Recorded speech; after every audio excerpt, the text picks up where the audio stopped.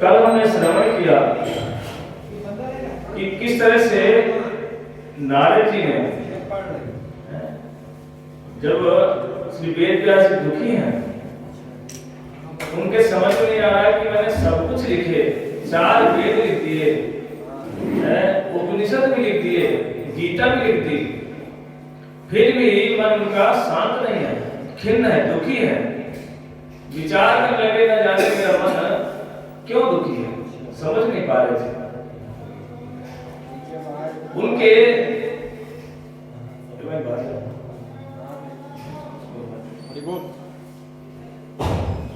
इसीलिए वो बड़े दुखी अवस्था में थे। लेकिन एक गुरु अपने शिष्य के हृदय की बात को जानता है। यदि नहीं जानता होता तो ऐसा क्यों होता? नारद जी गुरु हैं किनके? वेद व्यास जी। नारद जी कुछ साधारण नहीं है। लोग कहते हैं अरे भैया नारद मुनि हो क्या? नारद जी कुछ साधारण नहीं, क्योंकि शिष्यों से ही गुरु का पता चल जाता है।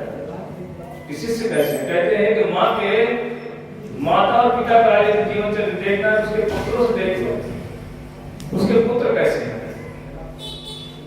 और पुत्रों के जीवन चरित्र से माता का पता चल जाता है, माता पिता का। तो नारद जी के शिष्य कौन कौन हुए? बोले 5 शिष्य हुए। बोले ध्रुव महाराज, प्रहलाद महाराज, बड़े बड़े सबका कल्याण किया उन्होंने।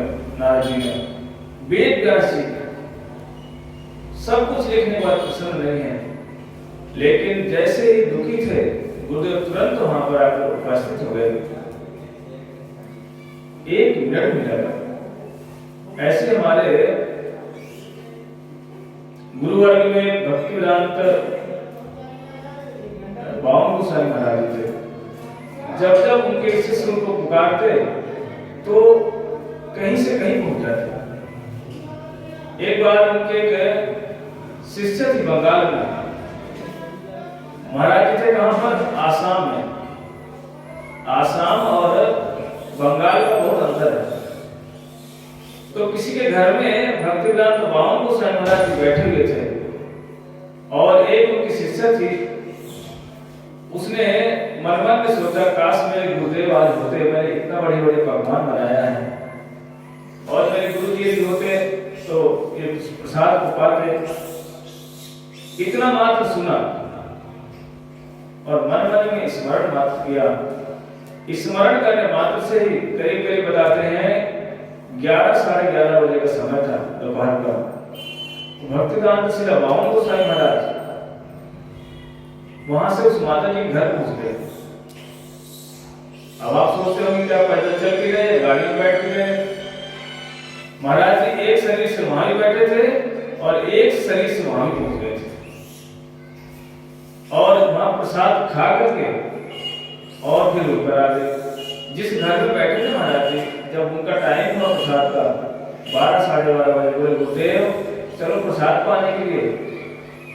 तो भक्तों बावन गोसाई महाराज जी बोले नहीं नहीं, मैं तो प्रसाद खा चुका हूँ। बोले कब खा लिया? अभी तो किसी ने खिलाया नहीं आपको।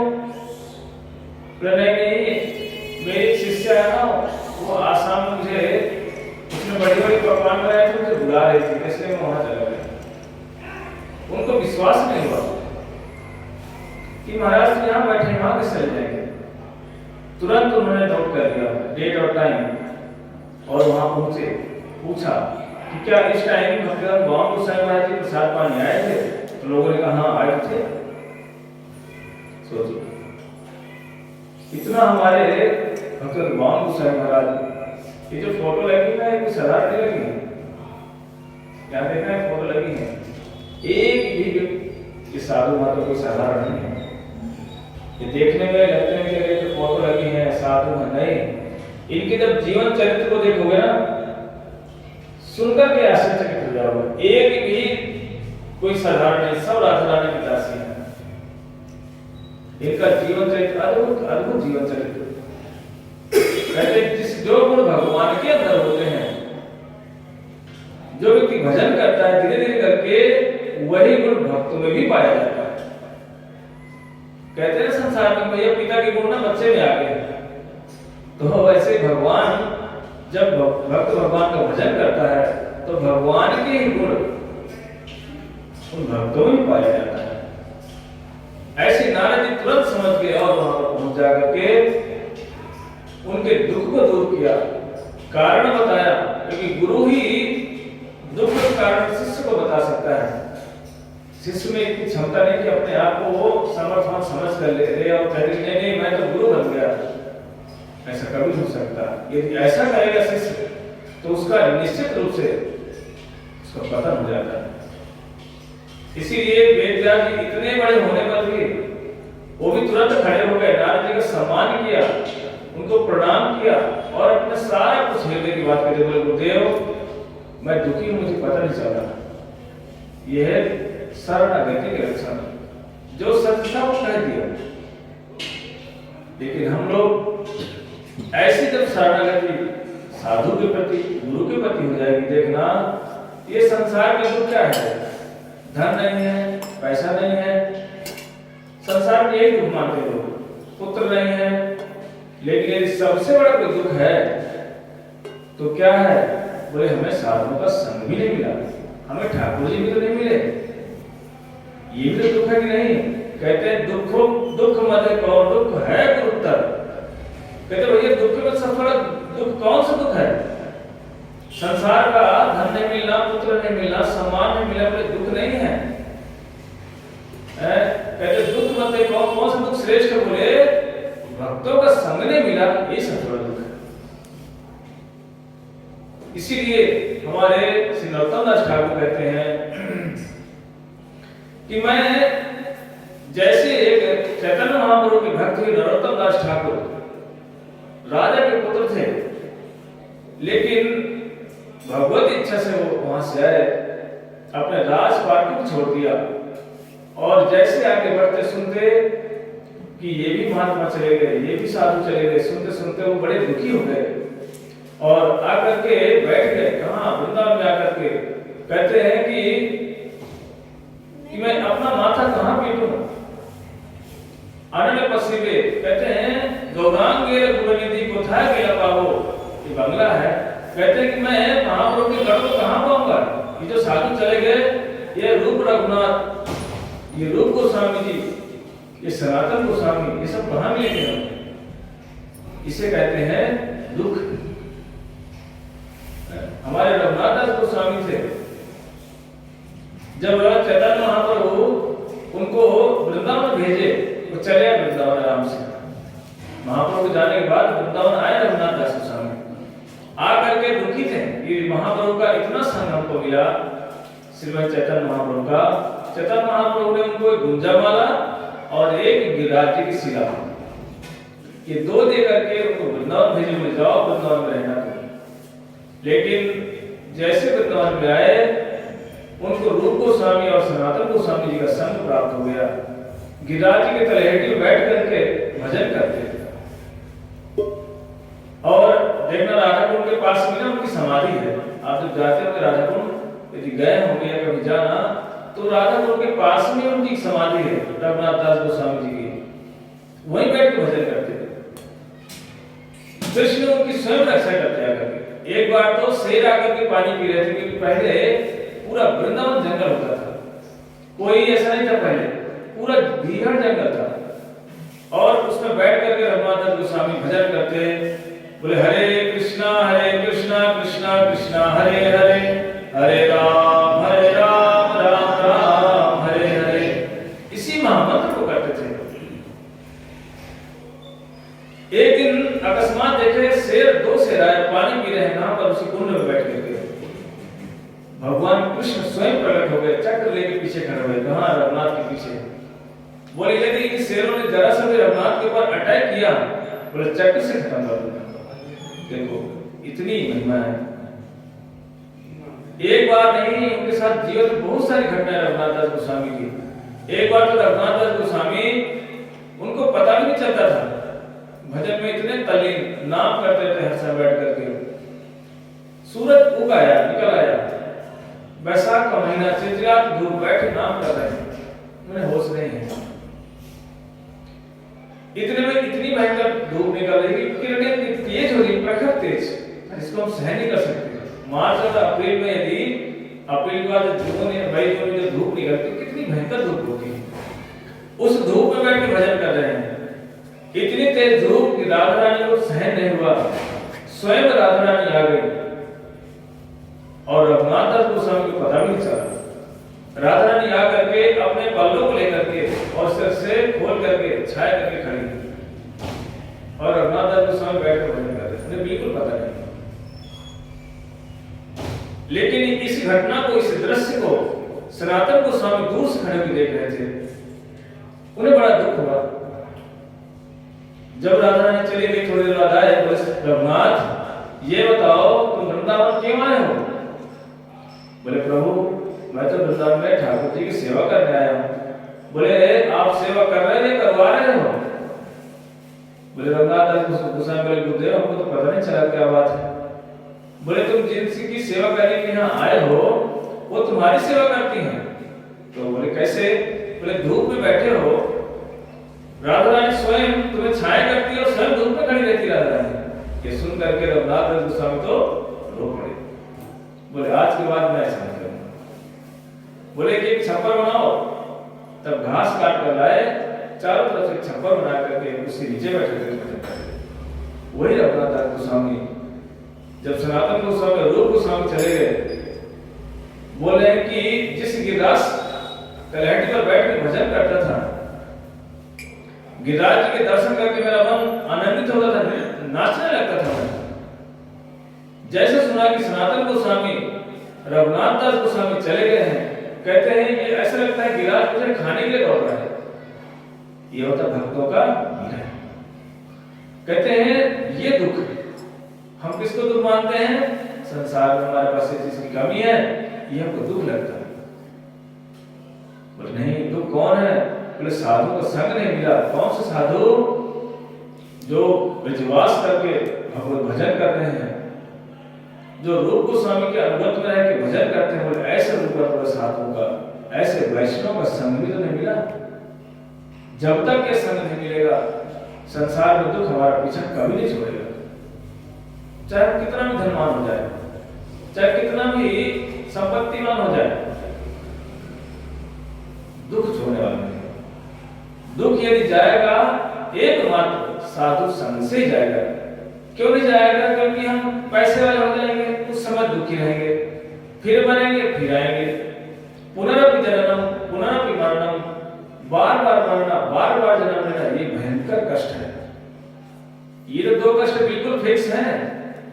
बाकी जब संसार में जन्म लेकर के छोटा बच्चा रहता है, दुख नहीं रहता उस टाइम। खटमल खा रहे हैं या कोई चींटियां आती है, कीड़ा आके पीठ में खा गया बच्चे को, तो छोटा बच्चा क्या कहेगा? मेरे पीठ में खा रहे हैं। माता कहां से हाथ चला रही सिर पे, और सोच लेगा कुछ सिर में कुछ समस्या हुई होगी, पेट में समस्या हुई है, उसके पीठ में खा रहा है कीड़ा। मां को पता नहीं है, क्योंकि छोटा बच्चा अनजान होता, वो कह नहीं सकता कि मेरे इस अंग में ये कीड़ा खा रहा है मुझे। सोचो ये क्या कष्ट नहीं है? ये भी कष्ट ही है। बूढ़ा व्यक्ति बीमार पड़ जाता है, उठ नहीं सकता, बैठ नहीं सकता, उठने में समस्या, चलने में समस्या है, ये दुख नहीं है? ये दुख ही तो। जन्म और मरण ये दुख तो है।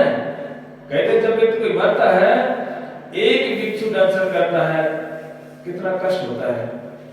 कहते जब हजार हजार बिच्छू दंशन करते हैं, उसका जो कष्ट, जो विष मृत्यु के समय होती है, पीड़ा होती है, उस पीड़ा के कारण से वो कभी किसी से कुछ कह नहीं पाता। लेकिन यदि हम भगवान का भजन करेंगे, उस कष्ट से बच सकते हैं। यदि भगवान का भजन नहीं करेंगे, ये भयंकर कष्ट छोड़ने वाला नहीं। क्योंकि शास्त्र में ऐसा ही लिखा हुआ, भगवान ने स्वयं बोला है। फिर हमें शास्त्र ना भी बोले तो हम अपने पर, जो हमारे वृद्ध लोग गए हैं, उनकी अवस्था को देखा ही होगा कि किस तरह से बेचारे तड़प तड़प करके अपने प्राण छोड़ते हैं। इतना भयंकर कष्ट होता है। इसीलिए कहा गया है कि भाई रहते हुए कुछ पुरुषार्थ कर लो, कुछ ऐसा करके जाओ कि मनुष्य जीवन पा करके हम भगवत भजन नहीं करेंगे कहते हैं कि ये मनुष्य जीवन कैसे, बोले विफल जन्म गवाई।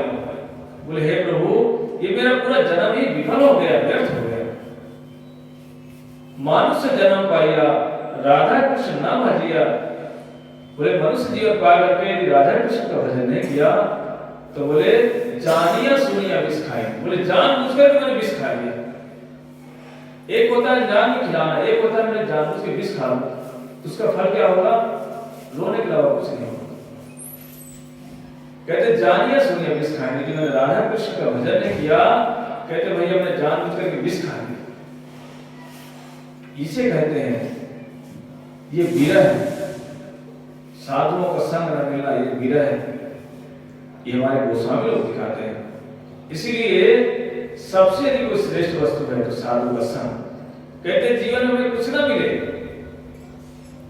एक मात्र हमें अच्छे साधु का संग मिल जाए, वो साधु कपटी ना हो, स्वार्थी ना हो, भगवत भजन परायण साधु जी मिल जाए हमें। कहते भैया सब सर्वस्व बेच दो। यदि वो कृष्ण भक्ति में दे रहा है, यहां तक बोला गया है, गोस्वामी जी कहते हैं कि सर्वस्व दे करके उससे कृष्ण भक्ति ले लो, बोले राम को दे दो। क्योंकि यदि कृष्ण भक्ति मिल गई ना, सब सारी सिद्धियां मिल गई, भुक्ति मुक्ति सकल अशांत, कृष्ण भक्त निष्काम अतेव शांत।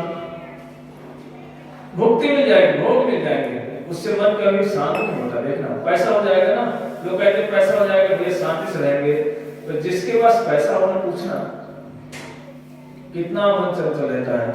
हर समय भय, पता नहीं मैं घर से बाहर जाऊंगी, कोई आ न गया, कुछ हो न जाए, रात दिन उसमें चिंता करता है। और जिसके पास कुछ नहीं है, आराम से फटकार मार करके थोड़े हो सो जाता, बोले है नहीं, क्या करेगा क्या करेगा। वृंदावन में हमारे जाकर देखना, बाबा लोग हमारे कैसे होते रोड में, कोई चिंता नहीं, फटकारा सो गए। भंडारा खिलाने वाले लोग आते, बोले बाबा पनीर की सब्जी ले लो, बोले जाओ हमें नहीं खाना, हम सो रहे हैं आराम से, कोई चिंता नहीं। ये भगवत भजन करने का फल है, धाम में रहने का फल है। इसीलिए हमें भगवान से यही प्रार्थना करनी, ठाकुर जी हमको सब कुछ आपने दिया, हमारे पास एकमात्र करनी है, हमको साधुओं का तो संग मिलना चाहिए। पैसा का संग मिल जाकर हमें मिला क्या? जीवन परंतु कल है, कल है, कल है। दुखी दुख मिला पैसा लेकर, सुख नहीं मिला होता। पैसा किस लिए लोग रखते हैं? सुख के लिए, लेकिन उसका परिणाम क्या होता है? दुख। इसीलिए वेद व्यास जी के दुख को देख करके नारद जी आ गए, उनके दुख को दूर भी किया। नारद जी ने अपना पूर्व इतिहास भी कर सुनाया, किस तरह से दासी पुत्र था और साधुओं की सेवा करने के कारण से मैं क्या बना? ब्रह्मा का पुत्र बन गया। ऐसा कभी हो सकता है? कभी नहीं हो सकता। लेकिन भजन करने से, साधुओं को संग करने से ऐसा हो भी सकता है।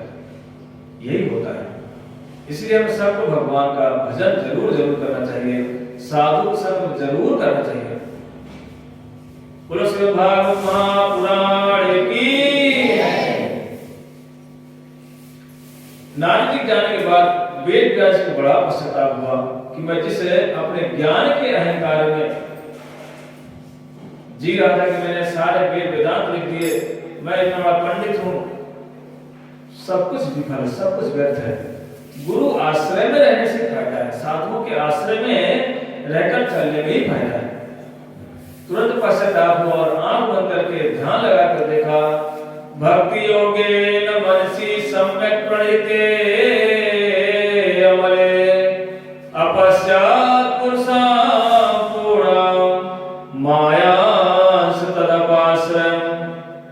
ध्यान लगाया किससे? भक्ति योगेन मनसि।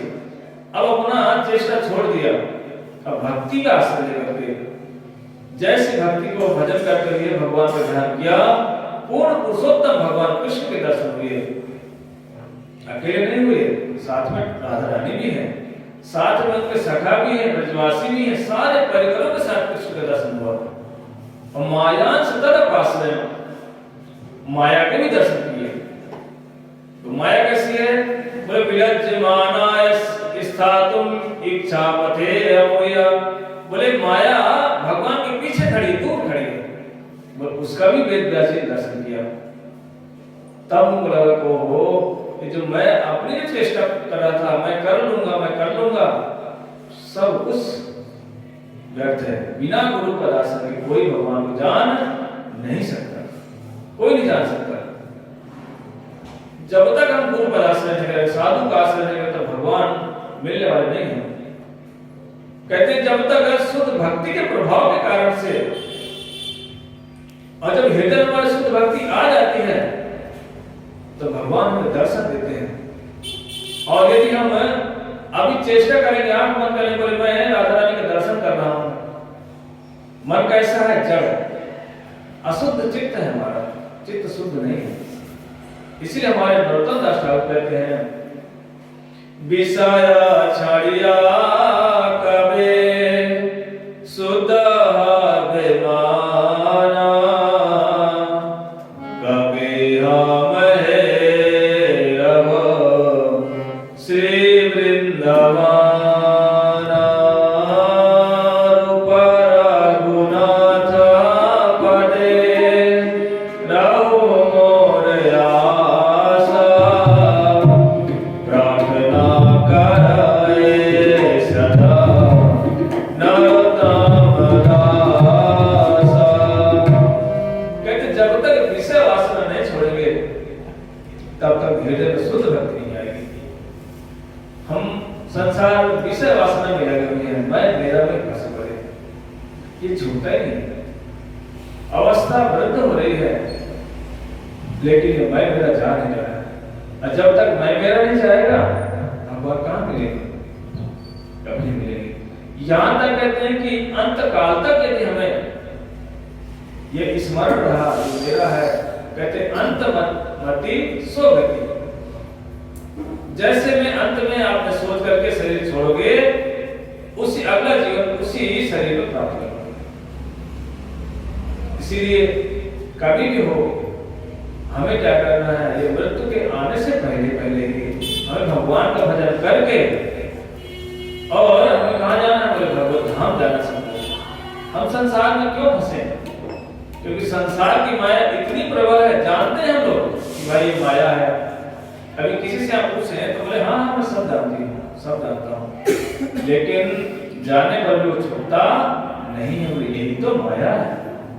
हम सब कुछ जान रहे हैं लेकिन फिर भी उसको एक्सेप्ट करने के लिए, अर्थात स्वीकार करने के लिए हम तैयार ही नहीं होते। इसीलिए कहते हैं कोई सोचे कि मैं इस जड़ देह से राधा रानी की दासी बन जाऊंगी, बोले कभी नहीं हो सकता। कई लोग हैं इसी शरीर से क्या करते हैं, लहंगा चुन्नी पहन लेते हैं, लहंगा चुन्नी पहनेंगे और क्या करेंगे? दिखावा करेंगे। कैसे दिखावा? मटक मटक के चलना। वृंदावन कौन कौन गए? हाथ उठाना। सभी गए। बोलो वृंदावन बिहारी लाल की। देखना वृंदावन में जब परिक्रमा करोगे ना, बहुत सारे लोग लहंगा चुन्नी पहन कर मिल जाएंगे आपको, मटक मटक के चलते हुए, पैरों में पैजे भी पहन लेते हो, छन छन छन छन छन घास चलते हैं। और उनसे पूछोगे तुम कौन हो, तो क्या कहते हैं? मैं तो ललिता हूँ, मैं ललिता की सखी हूँ, मैं विशाखा की सखी हूँ, मैं राधा रानी की दासी हूँ, मैं लड्डू मंजरी हूँ, मैं कचौड़ी मंजरी हूँ, मैं जलेबी मंजरी हूँ। सब मंजरी वही, सब दासी वही। और शरीर कैसा है? जड़। कभी भी जड़ शरीर से कोई राधा रानी की दासी नहीं बन सकता। बन सकता है क्या? नहीं बन सकता। कहते हैं कि जब तक चित्त शुद्ध नहीं हो जाएगा तब तक ना तो कोई कुछ कर सकता है। ये कैसे होगा? एकमात्र उपाय है भगवान का भजन। भगवत भजन के अतिरिक्त कोई सोचे मैं राधा रानी की दासी बन जाऊंगी, मुझे राधा रानी दर्शन दे रही है, बहुत मुश्किल है। क्योंकि दर्शन का फल क्या होता है कि जिस व्यक्ति को ठाकुर जी के दर्शन हो जाएंगे वो व्यक्ति फिर ये संसार में रहेगा। मीराबाई को दर्शन हुए, रह पाई नहीं रह पाई। जैसे उसके घर वाले रोकना शुरू किया, बोले नहीं भजन नहीं करेगी, घर में रहेगी। तुरंत उन्होंने एक लेटर लिखा, कहा गोस्वामी तुलसीदास जी को लेके भेजा, बोले हे गोस्वामी तुलसीदास जी, आप हमारे शिक्षा गुरुदेव हैं, आप हमें ये बताइए कि ये लोग हमको भजन करने से रोकते, मैं क्या करूं? तब गोस्वामी तुलसीदास ने तुरंत एक रिप्लाई लेटर लिखा, बोल के जिनके हृदय राम बहते ही यद्यपि परवश नहीं, पिता तेजो प्रहलाद विभीषण बंधु भरत माता जी, देख लो। तो जिनके हृदय में ठाकुर के स्थान नहीं है, ऐसे लोगों पास रहने से फायदा क्या है? ऐसे लोगों को छोड़ देना चाहिए। मीराबाई को दर्शन हुए, रह नहीं पाई, तुरंत राजपाट छोड़ करके और वृंदावन में आकर के गोपाल गोविंद गाते हुए घूमती रहती है। सेवा कुंज में उनका भी भजन कुटी है, हमारे वृंदावन में निधि उनके पास, जब कब जाना देखना, वो भी वहां बैठ के भजन करती थी। तो कोई कहे नहीं नहीं मैंने रात में राधा रानी के दर्शन कर लिए हैं, तो भाई दर्शन यदि कोई कर लेगा राधा रानी के ना, रह नहीं पाएगा, क्यों नहीं घर पीले, वो एक सेकंड में रह सकता। एवं गता सुप्रिय नाम कीर्त्यो जातानुरागो दुतचेत उच्चै हसति अथ रोदति रोति गायति उन्माद लोकवाहे। बोले जिसको एक बार दर्शन हो जाएंगे ना, वो भी कभी तो रोता है, कभी नाचता है, कभी उन्माद की भांति उछल पड़ता है। तो ये दर्शन के फल है। दर्शन हमारे रघुनाथ गोस्वामी को होता था। वृंदावन में कभी तालवन, कभी मधुवन, कभी कुमुदवन, कभी वृंदावन, कभी बेलवन, कभी माठवन, कभी कामवन, भाग रहे कोथाई को प्रेमई राधे राधे, हे राधा रानी आप कहाँ हो? कभी वृंदावन में गली में चिल्ला चिल्ला के बोलते हे राधे, हे राधा रानी कहाँ? ये है दर्शन का फल,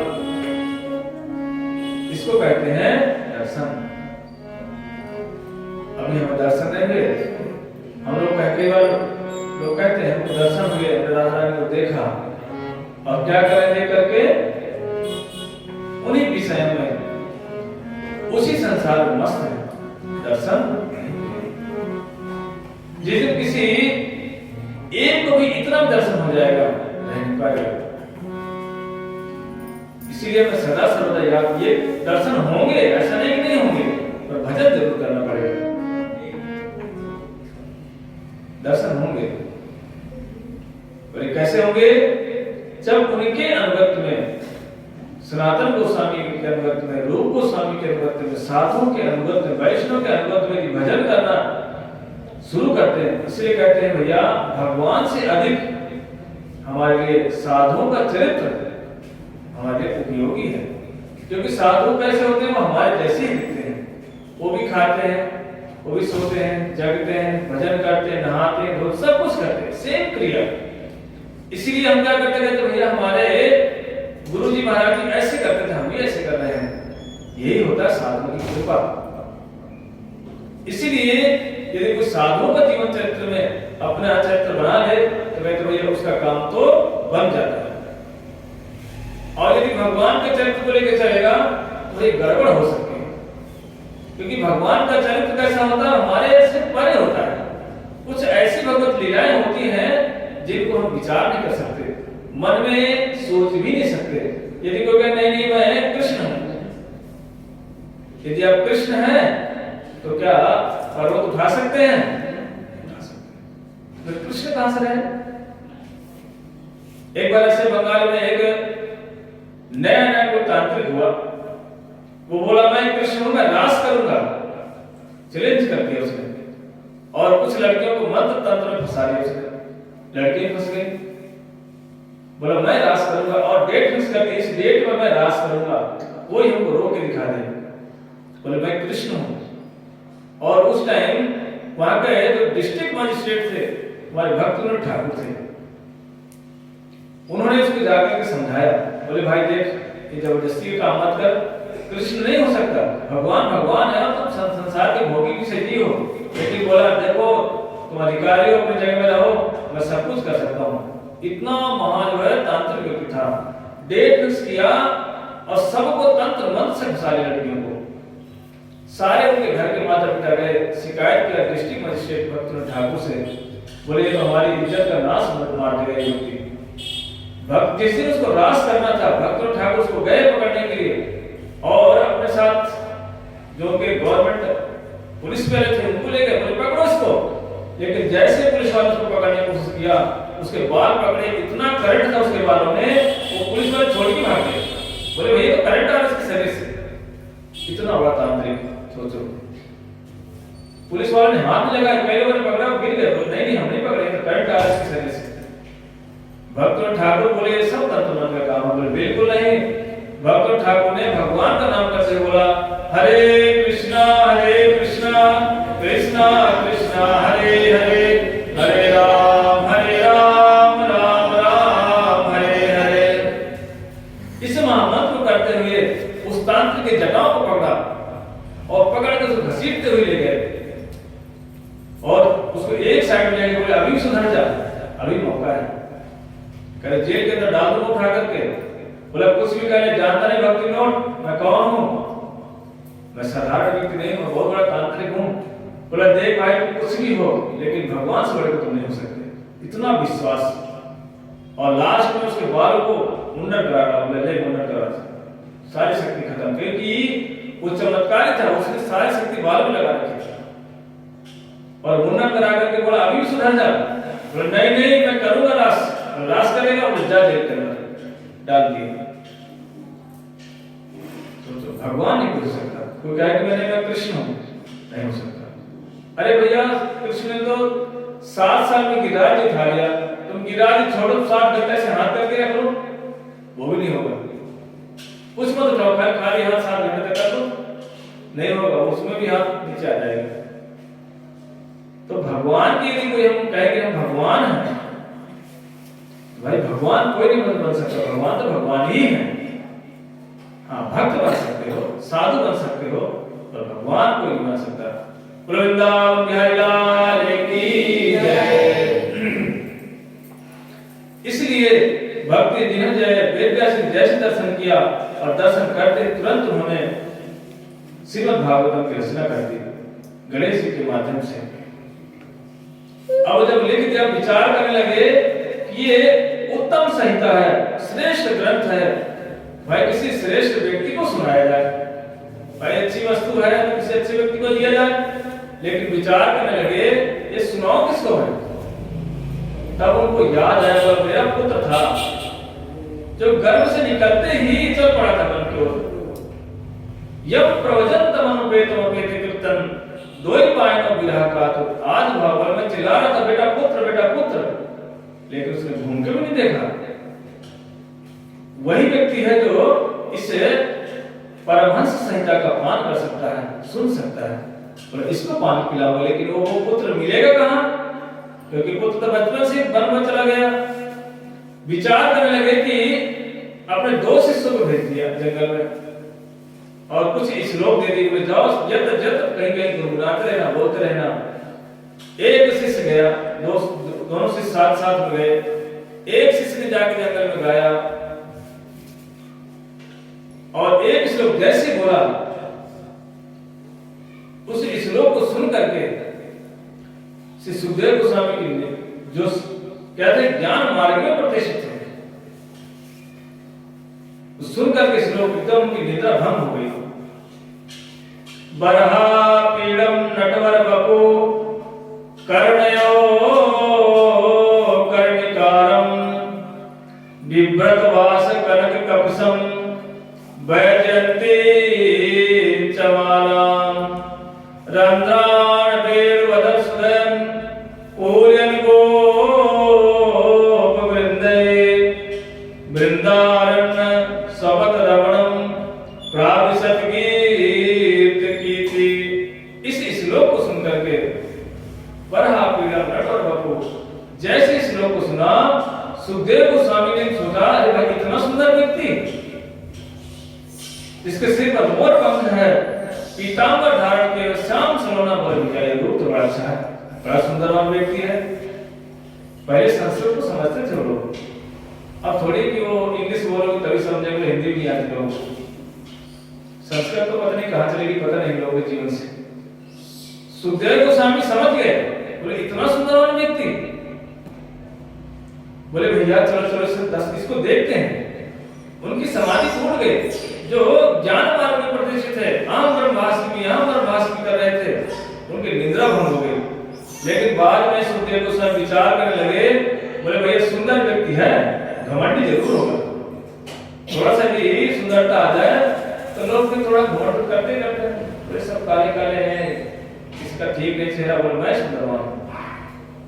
सुखदेव गोस्वामी बोले जाऊंगा, पता नहीं हमसे बात करे ना करे, सुंदरवान व्यक्ति भाई, बैठ गए दोबारा, बोले छोड़ो। लेकिन तब तक एक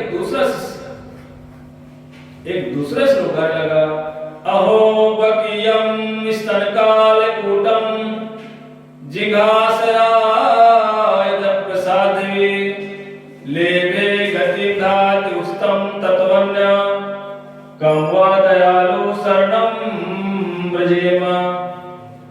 जब उनके गुणों का वर्णन किया, बोले भैया इतना सुंदरवान व्यक्ति, इतना गुणवान भी है, पूतन नाम की असुर आई उसको मार करके मात्र उसी गति प्रदान कर दी। बोले वाह, बोले भैया ठीक है, बोले सुंदर भी है, गुणवान भी है, अब मिलना पड़ेगा। सुखदेव गोस्वामी उस गुफा से बाहर निकल कर के आए, बोले भैया 2-4 श्लोक और सुना दो। बोले महाराज 2-4 सुनना है ना तो हमारे गुरु जी के पास चलो। बोले आपके गुरुदेव कहाँ मिलेंगे? बोले चलो आश्रम में बैठे। बोले 18,000 श्लोक लिख रखा है, ऐसे श्लोक है। बोले इतने लिख रहे हैं? बोले चलो चलो भैया आपको ले चलो। जैसे ही वो शिष्य लेकर के सुखदेव गोस्वामी के पहुंचे, वेद व्यास ने देखा, बोले धन्य है श्रीमद् भागवत। जिस भागवतम को, जिस पुत्र के लिए मैं वन में भागते जा रहा था, पुत्र सुन नहीं रहा था मेरी बात, और ये भागवतम कैसी है? खाली 2 ही श्लोक में ये ज्ञान मार्ग में प्रतिष्ठित मेरा पुत्र लौट कर क्या गया?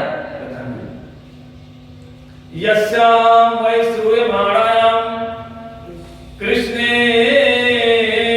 परम पुरुषे भक्ति पद्धते पुंसा शोकमो भयापा। कहते ये देखो, यस्याम वै श्रूयमाणायाम, कहते कि कोई भागवतम को सुन ले, सुनने मात्र से ही उसके हृदय में कृष्ण भक्ति प्रेम उदित हो जाती है, और जैसे ही कृष्ण भक्ति उदित होगी, शोक मोह भय, इन्हीं तीनों से हम ग्रसित हैं। शोक दुखी रहना, मोह ममता, भय कहीं नष्ट ना हो जाए, ये तीनों चीजें भयावह नष्ट हो जाती है। बोलो श्रीमद् भागवत महापुराण की इतनी महिमा है। अब वो जैसे ही सुखदेव गोस्वामी बैठे, महाराज के पिता का वात्सल्य भी उमड़ गया, पूरी भागवतम उनको सुना 18 श्लोक वाली। अब जैसे सुनाया, उसी भागवतम को सूत गोस्वामी स्वामी का दृश्य कह रहे हैं, उसी भागवतम को सुखदेव गोस्वामी ने जैसे सुना, उसी भागवतम को महाराज परीक्षित को सुनाया। जैसे नाम परीक्षित का आया, सौनकादि ऋषि ने प्रश्न किया, बोले प्रभु ये बताओ, सूत गोस्वामी उस बता रहे हैं कि सुखदेव गोस्वामी तो परम विरक्त थे, और महाराज परीक्षित तो राजा थे, वो कैसे सुना रहे 7 दिन तक बैठ करके? और महाराज परीक्षित तो राजा थे, और राजपाट के छोड़ करके क्या भागवत सुन रहे थे क्या बैठ के? तो उनका राजपाट कैसे चला? बोलिए हमको कथा सुनाइए। उन्होंने एक प्रश्न खड़ा कर दिया, तब जाकर उनको सुना रहे, बोले चिंता मत करो, सौनकादि ऋषियों को ये कथा कहां पर चल रही है? नैमिषारण्य में चल रही है, पास में नैमिषारण्य है, नैमिषारण्य में कथा चल रही थी। तुरंत उनको बोले देखो भाई, मैं बताता हूं कि कैसे महाराज परीक्षित ने कथा सुना। बोले सुनाओ।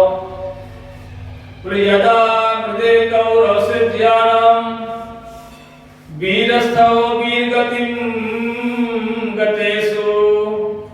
बोले एक समय की बात है, महाभारत युद्ध हो चुका था, सब के सब मारे जा चुके थे, 2-4-5 लोग बचे थे, अश्वत्थामा, कृतवर्मा, प्रायः सभी के सभी ध्वंस हो गए थे, खत्म हो गए थे।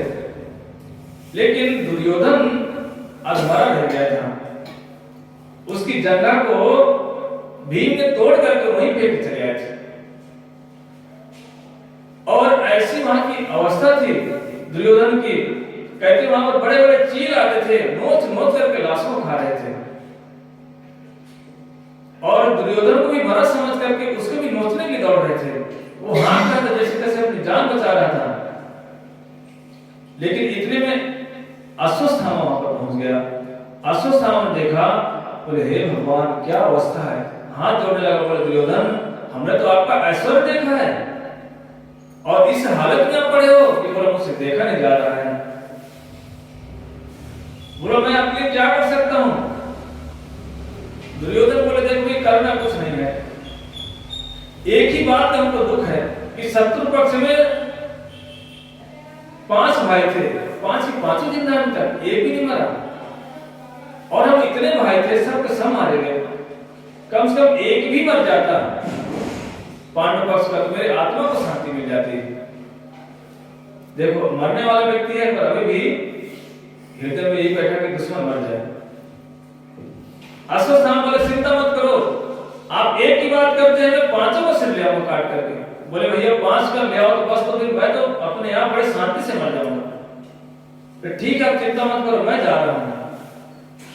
दुर्योधन ये बात है दुर्योधन जानता था कि इतना साधारण नहीं पांडव को मारना, अश्वत्थामा भी जानता था इस बात को, लेकिन वहां पर उससे रहा नहीं गया, उसने ये शब्द कह दिए और जैसे ही आगे बढ़ा विचार करने लगा अश्वत्थामा, बोले जा तो रहा हूं, पांडव हैं, एक से बड़े धनुर्धर अर्जुन गदाधारी भीम, मारना इतना सरल नहीं इनको, पर कह रहा है कि नहीं देखता हूं कुछ ना कुछ उपाय निकालता हूं। रास्ते में गया तो उनको एक रात का समय था, उसने क्या देखा कि बहुत सारे कौवा हैं सो रहे हैं। रात में कौवा को दिखाई नहीं पड़ता, उल्लू को दिखाई पड़ता है। उल्लू क्या कर रहा था कि रात में कौवा के ऊपर आक्रमण कर दिया, पूरे झुंड के झुंड कौवे थे। अब रात में कौवे को दिखाई नहीं पड़ता, उल्लू ने क्या किया सबको मार दिया। ये बात जब अश्वत्थामा देखा, विचार किया कि ऐसा तो मैं भी कर सकता हूं, इसको बोलते काक उलट न्याय। और उसी नीति को लेकर के वो पहुंचा कहां, पांडवों के शिविर में। लेकिन इधर कृष्ण ने क्या किया, पांडवों से बोले देखो भाई आज विजय रात्रि है, हमने विजय प्राप्त की महाभारत में, आज हम इस शिविर में नहीं सोएंगे, आज हम कहीं बाहर जाकर के उत्सव मनाएंगे। कृष्ण के साथ में 5 पांडे द्रौपदी सब चले गए, इधर उनके शिविर में 5 उनके पुत्र आके सो गए। अब जैसे सोने लगे अश्वत्थामा अंदर आके देखा, बोला हाँ इस सब के सब सो रहे, यही मौका है। उसने क्या कि 5 का सिर गलत कर दिया और सिर लेकर के अश्वत्थामा के उसके पास पहुंचे, दुर्योधन के पास गए, बोला देखो देखो आप एक की बात करते थे, मैंने 5 का सिर गलत कर दिया। जैसे इतना सुना दुर्योधन प्रसन्न हो गया, बोले वाह भाई तुमने मेरे हृदय का काम कर दिया, तूने 5 का सिर गलत कर दिया। क्योंकि दुर्योधन को दुश्मनी तो भीम से ज्यादा थी। बोले भाई ये सबसे मोटा वाला सिर है ना वो हमको दे दो। जैसे ही भीम का जब पुत्र था उसका सिर दुर्योधन को दिया, दुर्योधन ने ऐसे दबाया, पीछे गया, बोले नहीं भाई ये तो भीम का सिर नहीं हो सकता। बोले क्यों? बोले जिसके ऊपर इतनी भयंकर भयंकर गदाएं बरसाता था मैं, उसका सिर का एक केस भी नहीं गिरता था। बोला ऐसे कैसे हो जाएगा, मेरे हाथों से दब गया? नहीं। बोले अश्वत्थामा ये भीम का सिर नहीं है। जब जाकर के ढंग से देखा, बोला अश्वत्थामा तूने तो हमारा वंश नाश कर दिया। अरे दुश्मनी में मुझे तो पांडवों से थी, इनके पुत्रों से थोड़ी थी। तूने तो हमारा वंश में पानी देने वाला भी नहीं छोड़ा। इतना दुखी हो गया दुर्योधन, और दुखी होकर के, क्योंकि दुर्योधन की दुश्मनी पांडवों से थी लेकिन पुत्रों से नहीं थी। और इतने में आंख बंद करके उसने अपने प्राण छोड़ दिए। बोले भाई तूने तो सब कुछ हमारा नाश कर दिया। जैसे इतना सुना कि अश्वत्थामा ने कि भाई पांडव जिंदा हैं, उनके पुत्र मर गए हैं, अब तो अश्वत्थामा घबरा गया। बोले भैया यदि पांडव जिंदा है तो अब हमारी जान खतरे में आ गई, क्योंकि यदि उनको पता चलेगा ना तो अर्जुन मुझे छोड़ेगा नहीं। जैसे इतना सुना कि ये पुत्र हैं उनके। अब वहां से अश्वस्थामा भागना शुरू किया, बोले भाई भाग ले यहाँ से जितना दूर हो सके। इधर क्या हुआ, सुबह का समय हो रहा था, द्रौपदी अपने शिविर में जैसे आई, उन्होंने आके देखा पांचों के धड़ पड़े हुए, सिर गायब यहाँ से। देख करके तो चित्कार करके चिल्ला कर पड़ी, माता शिशूनाम निधनम सुतानाम निशम्य घोरम परितापमाना। जैसे अपने पुत्र को देखा चिल्ला चिल्ला कर रोने लगी, हा पुत्र हा पुत्र। उसके पुत्रों की इतनी भयंकर तेज आवाज हुई, क्योंकि एक माँ ही जानती है माँ की ममता को, इतना जोर से रोई वो। इतने 500 पांडव वहां से भाग भाग गए। बोले द्रौपदी क्या हुआ? तो देखा कि पांचों के सिर पड़े हुए हैं, द्रौपदी रो रही है गला फाड़ फाड़ करके, किसी से सहन नहीं हुआ। अर्जुन ने अपना गांडी उठा लिया, बोला मैं शपथ खाता हूं आज कि जिसने तुम्हारे पुत्रों का सर कलम किया है मैं उसका सर कलम करूंगा और आपके सामने करूंगा लेकर के। इतनी शपथ जैसे खाया और बोले केशव चलो। केशव को कृष्ण को उस बाघ को समाधि घोड़ों किया, बोले चलो। चल पड़े उसी दिशा की ओर जिस दिशा में अश्वस्थामा भाग रहा था। जैसे अश्वस्थामा ने देखा भाई अर्जुन का पताका दिखाई पड़ा, अर्जुन आ रहा है, अब वो तो और तेज भागने लगा, लेकिन भाग नहीं सका। दौड़ करके उसको पकड़ लिया अर्जुन ने, और पकड़ करके जैसे बांधने लगा रथ में, कृष्ण बोले अर्जुन ये क्या कर रहे हो? बोले इसको बांध करके लेके जा रहा हूं मैं। कहां? बोले इसको द्रौपदी के सामने इसका सर कलम करूंगा। बोले भाई वहां ले जाने की क्या जरूरत है, खत्म करो इसको। बोले नहीं, मैंने द्रौपदी के सामने शपथ लिया था, वो शपथ पूरा वहीं करके और उसको घसीट करके बांध के वहीं द्रौपदी के सिर में लेके आ गए। जैसे द्रौपदी ने देखा कोई बंधा हुआ है, बोले मुंचताम, बोले छोड़ दो, क्यों उसको बांध के लाए हो? पांचों पांडवों का एकदम चक्कर काट के बोले भैया तुम्हारे पुत्र को मारा इसने। क्योंकि द्रौपदी कोई साधारण नहीं थी, उसने तुरंत कहा, बोले देखो मैं एक माँ हूं, एक माँ ही माँ के दुख को समझ सकती है, कोई दूसरा नहीं समझ सकता। क्योंकि ये जिनका पुत्र है, जब वो इसको मारेंगे और उसकी भैया को पता चलेगा तो बड़ी दुखी होगी। यहाँ तक कि उनके पति भी नहीं रहे, द्रोणाचार्य भी चले गए हैं, है नहीं है, सिर्फ द्रोणाचार्य की पत्नी इसी पुत्र के भरोसे जिंदा है। अगर ये पुत्र मर गया ना तो उसकी भैया कैसे जिंदा रहेगी, कितना रोएगी छाती पीट पीट करके, बोले मैं जानती हूँ। और इतने में तुरंत भीम बोला, बोले देखो भैया सब छोड़ दो, मेरी गदा तो इसको छोड़ने वाली नहीं है, मैं तो इसको मार के रहूंगा यहाँ पर। अब जब भीम तम खड़े हो गए, अर्जुन बोले भैया हमने भी शपथ लिया, हम छोड़ने वाले नहीं हैं। युधिष्ठिर महाराज ने कहा देखो भाई ये अन्याय है और द्रौपदी कह रही है तो मान जाओ।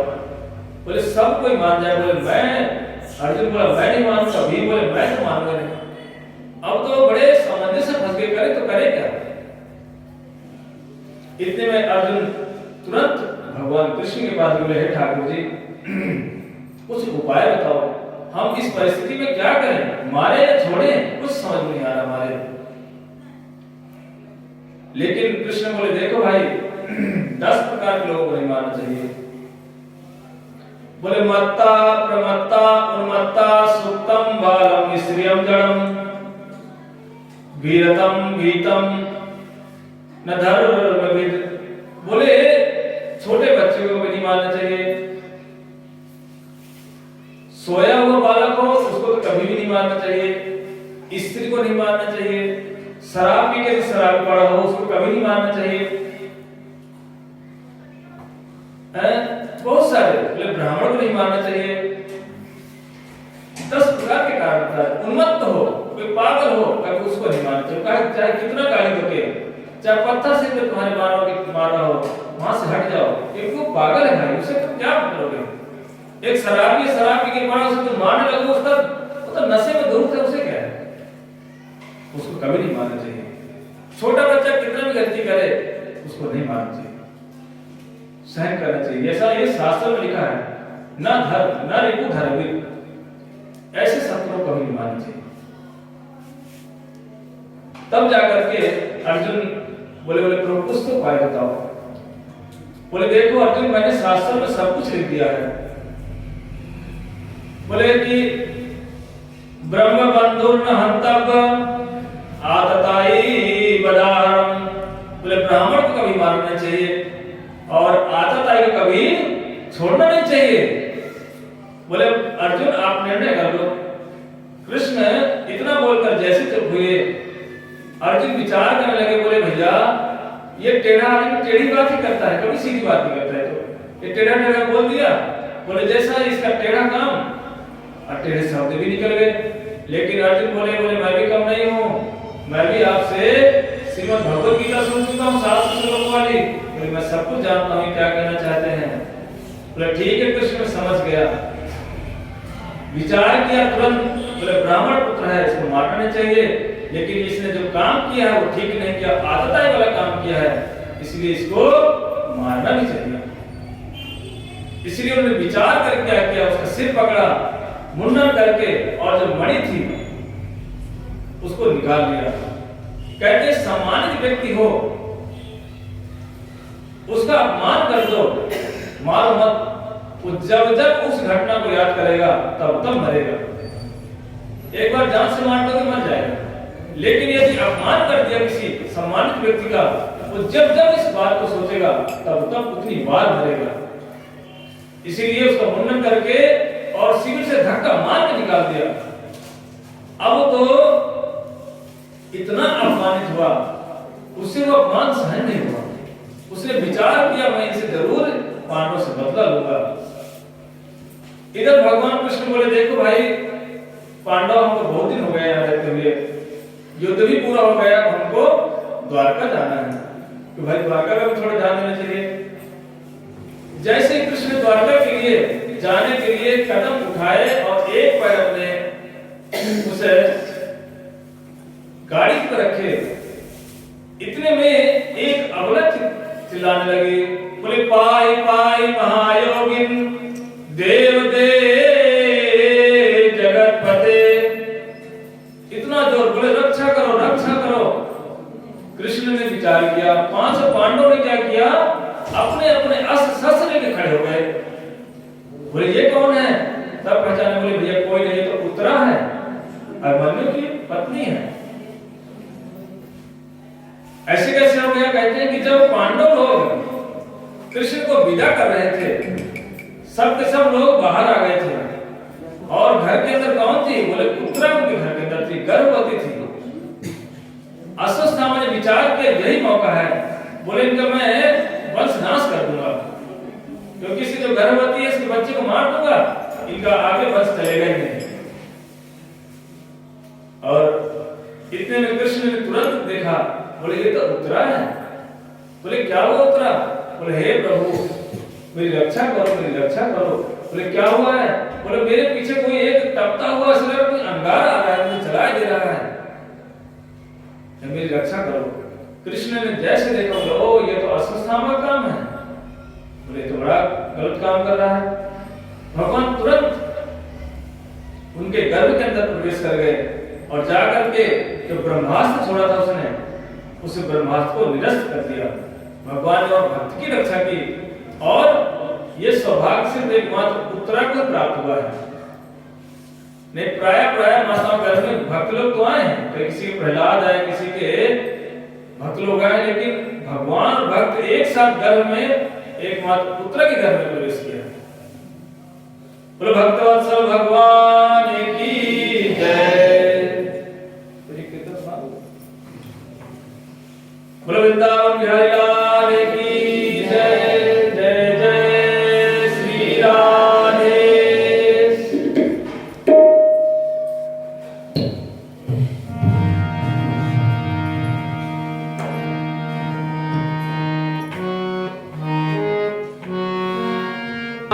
की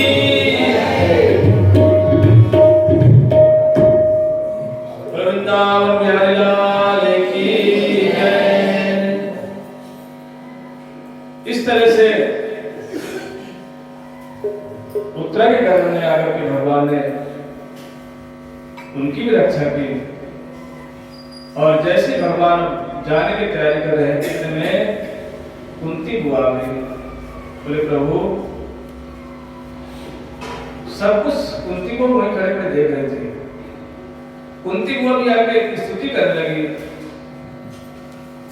और जैसे स्तुति करने लगी, कृष्ण बोले बोले बुआ, ये क्या कर रही हो आप? मैं तो आपका छोटा बच्चे जैसा हूँ और मेरी स्तुतियां कर रही हो? बोले बुआ ये ठीक नहीं है। बुआ एक माँ के जैसी हो और माँ एक पुत्र की स्तुति करे, बोले ठीक नहीं। कुंती को बोली देखो कृष्ण, जब जब मैं आपका ध्यान करती थी तब तब आप मेरे सामने एक संबंध बता करके और मेरे आंखों से वो जो भगवान का ऐश्वर्य था उसको आप छिपा लेते थे और मैं भी भूल जाती थी।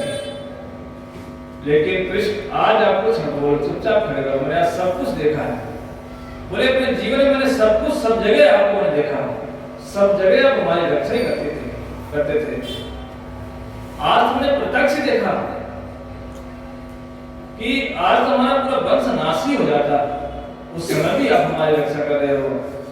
इसलिए हे कृष्ण, मैं तो यही कहूंगी कि आप यहाँ से मत जाओ, क्योंकि आपके रहते हुए हमें यहाँ साधुओं के दर्शन होते हैं और आपके दर्शन तो होते हैं। कहते जहां पर भगवान विराजित होते हैं, जिनके हृदय में भक्ति विराजित हो जाती है, वहां भगवान तो हैं, साधु लोग भी वहां आते हैं। कहते जब जब हमारे पर विपदाएं आई हैं, आप हमारे साथ ही रहे हो। इसलिए बोले बुआ, सबने सब कुछ मांगा है, कुछ आप ही मांग लो। बोले हे कृष्ण, यदि देखने देना ही चाहते हो, यही इच्छा है कुछ मैं मांगू, तो बोले विपदा ही संतो तत् तत् जगत गुरु। बोले हे जगत गुरु, आप हमको विपदा दे के जाओ, दुख दे के जाओ। कृष्ण बोले बुआ, सब तो धन संपत्ति मांगते हैं, पैसा पर मांगते हैं, आप भी कुछ बढ़िया चीज मांगोगे, दुख क्यों मांग रहे? दुख कोई चाहता है क्या? बोले नहीं चाहता, लेकिन मुझे तो दुखी दे दो। बोले क्यों? बोले इतने साल तक हम दुखी थे, राज से निष्कासित हो गए, वन वन भटकते रहे, लेकिन उस दुख में आप हमारे साथ थे। बोले आज थोड़ा सा सुख आया, राज आया और आप हमसे जा रहे हो। बोले ऐसा हमको सुख नहीं चाहिए, ऐसा हमको ये मान वैभव संपत्ति नहीं चाहिए, हमको तो प्रभु दुख दे दो आप। क्योंकि दुख में जब तक दुख रहेगा तब तक भगवान याद आते हैं। बोले जैसे सुख आता है, बोले भगवान का स्मरण चला जाता है। इसलिए बोले हे ठाकुर जी, हमको सुख नहीं चाहिए। क्यों? बोले सुख आएगा आप चले जाओगे, हमको तो आप चाहिए। इस तरह से अनेक अनेक इस तरह स्तुतियां कुंती बुआ ने किया, लेकिन उस समय कुंती बुआ के कहने से कृष्ण रुक गए। बोले ठीक है बुआ, द्वारका जाना कैंसिल, मतलब आपके पास ही रहेंगे। लेकिन एक दिन क्या देखे कि युधिष्ठिर महाराज राजा जब बन गए, राजा बनने पर दुखी होकर बैठे। कृष्ण बोले बोले भैया आप कैसे दुखी हो? बोले मैं इसलिए दुखी हूँ कि जिस राजपद में बैठा हूँ ना, मैंने अपनों को ही मार करके, अपने परिजनों को, गुरुजनों को मार करके बैठा हूँ, मुझे बहुत बड़ा भयंकर पाप लगेगा। बोले देखो, कृष्ण ने बहुत समझाया, लेकिन युधिष्ठिर महाराज ने एक बात भी नहीं मानी, क्योंकि उम्र में छोटे थे। मैं छोटे बच्चे की बात कौन मानता? युधिष्ठिर महाराज बड़े थे। कृष्ण समझ गए, बोले भैया जब कोई पक्के दाढ़ी बाल वाला इसको समझाएगा नहीं तो फिर समझने वाले नहीं है, इसको किसी न किसी वृद्ध अवस्था वाले पास लेकर जाना ही पड़ेगा। तुरंत भगवान स्मरण के बोले अच्छा, अभी भी भीष्म पितामह, अभी भी बाणों को सहयोग पड़े हुए हैं, बोला उनके पास लेके चलते हैं। सभी लोग तैयार हो गए, 500 पांडव सब के सब जाए, चलो चलो आज हम अपने दादाजी से मिलके आते हैं। सब के सब दादाजी के पास गए और जा करके जब पहुंचे, सबसे पहले पांडव लोग ही गए, उनको प्रणाम किया। जैसे भीष्म पितामह ने देखा कि अर्जुन आया है, बोला अर्जुन अकेले नहीं आ सकता, जरूर जरूर केशव भी आया होगा। बोला केशव कहाँ है? इतने में कृष्ण आ गए। बोले जी दादाजी क्या आदेश है? बोले मैं जानता था कि अर्जुन अकेले नहीं आ सकता, जरूर आप आए होंगे। अच्छा हुआ आप आ गए। और उनको बहुत सारे भीष्म पितामह ने शिक्षा दी थी को, पांडवों को धर्म योग क्या है, ज्ञान योग क्या है, वर्णाश्रम धर्म क्या है, बहुत सारी शिक्षाएं दी और सब कुछ बताया कि भगवत इच्छा से भीष्म पितामह ने कहा कि यदि भगवान स्वयं कह रहे हैं कि ये काम करो, यदि उसमें दोष भी है तो काम कर देना चाहिए, उसमें दोष नहीं रहेगा। अर्जुन और युधिष्ठिर महाराज के अंदर बड़ा संशय था कि हमने अपने परिजनों के मार करके राजपाट लिया तो भयंकर दोष, भयंकर पाप लगेगा। भीष्म पितामह ने सब सारी बातों को, उनको सारे संशय को खत्म कर दिया। बोले चिंता करने की बात नहीं है, साक्षात कृष्ण खड़े होकर के आपको आदेश दिए ना, यदि कृष्ण ने आदेश दिया तो कोई दोष पाप नहीं लगेगा। इसलिए उनकी बातों को सुनकर के, लेकिन भीष्म पितामह बोले हे प्रभु अब आप आ ही गए हैं तो मेरी भी एक इच्छा है कि मेरी भी एक पुत्री है, उससे मैं अपने पुत्री का विवाह आपसे कर दूं। जैसे इतने बोले भैया भीष्म पितामह तो शादी नहीं की, पुत्री कहां से आ गई है? बोले हे कृष्ण आपको जैसा वर नहीं मिलेगा, मेरी पुत्री बड़ी अच्छी पुत्री है। कृष्ण बोले दादाजी आपकी पुत्री कहां से आ गई, आपको शादी नहीं की? बोले नहीं मेरी पुत्री भी है।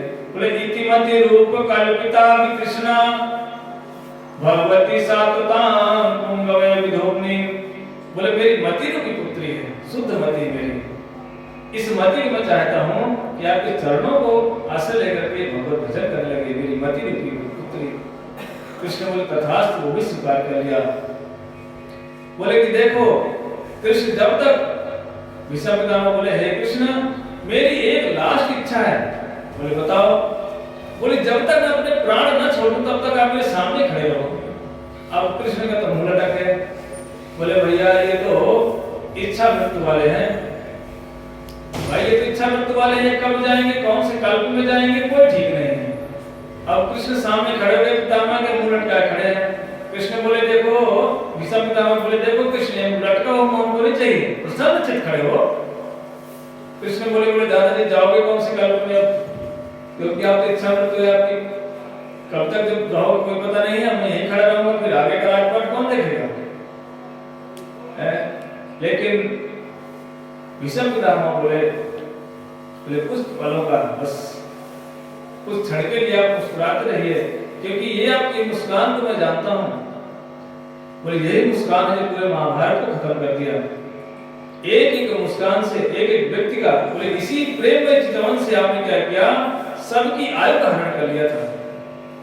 बोले मुझे याद है वो पल जब अर्जुन जब मोहग्रस्त हुआ था और अर्जुन बोला नहीं नहीं हे केशव मुझे अपने संबंधियों के पास लेके एक बार मेरे रथ को लेके चलो। बोले जब रथ लेकर के गए थे, आप चला रहे थे और आप कहते देखो देखो अर्जुन ये दुर्योधन है, ये अश्वत्थामा है, ये पितामह है। बोले जब आप इशारा करके बता रहे थे ना, उसी समय सबके प्राण अपने हर लिए थे। बोले मैं सब जानता था महाराज, लेकिन मैं इसलिए नहीं बोला कि आप स्वयं भगवान हैं। बोले मैं सब जानता था। बोले केशव ये इसलिए चेहरा लटका हुआ प्रसन्न होकर खड़े रहो, जिससे मैं अपने प्राण आपको दर्शन करके बड़े शांति से छोड़ दूं। लास्ट में जाते तो खूब स्तुतियां करी, 11 श्लोकों में भीष्म पितामह ने स्तुति कर दी। लास्ट में एक श्लोक बोला, पर ललित गति विलास बल कुहास प्रणय निरीक्षण कल्पितो रुमाना। तुरंत उनको एक लीला स्मरण आ गया। बोले जिस तरह से ललित रूप, ललित मतलब होता है त्रिभंग ललित रूप में खड़े होते हैं जब देवियां होती हैं, और देवियां जब आपके सामने आती हैं तब आप उनको मन को मोहने के लिए एक त्रिभंग रूप बनाकर खड़े हो जाते हैं, टेढ़े होकर के। बोले यही रूप हमको चाहिए, इच्छा प्रकट कर ली। और जैसे समय संध्या का समय हुआ और इतने भीष्म पितामह प्रयाण कर गए अपने, कहते हैं पक्षियों का कलरव शांत हो गया, सब के सब शांत हो गए। वहां बड़े बड़े साधु संत भी आए थे। भीष्म पितामह किस तरह से प्राण छोड़ते हैं, कृष्ण की इच्छा से कृष्ण के दर्शन करते हुए पितामह अपने धाम को चले गए। अब जैसे गए इधर कृष्ण भी अपने द्वारका निकल गए।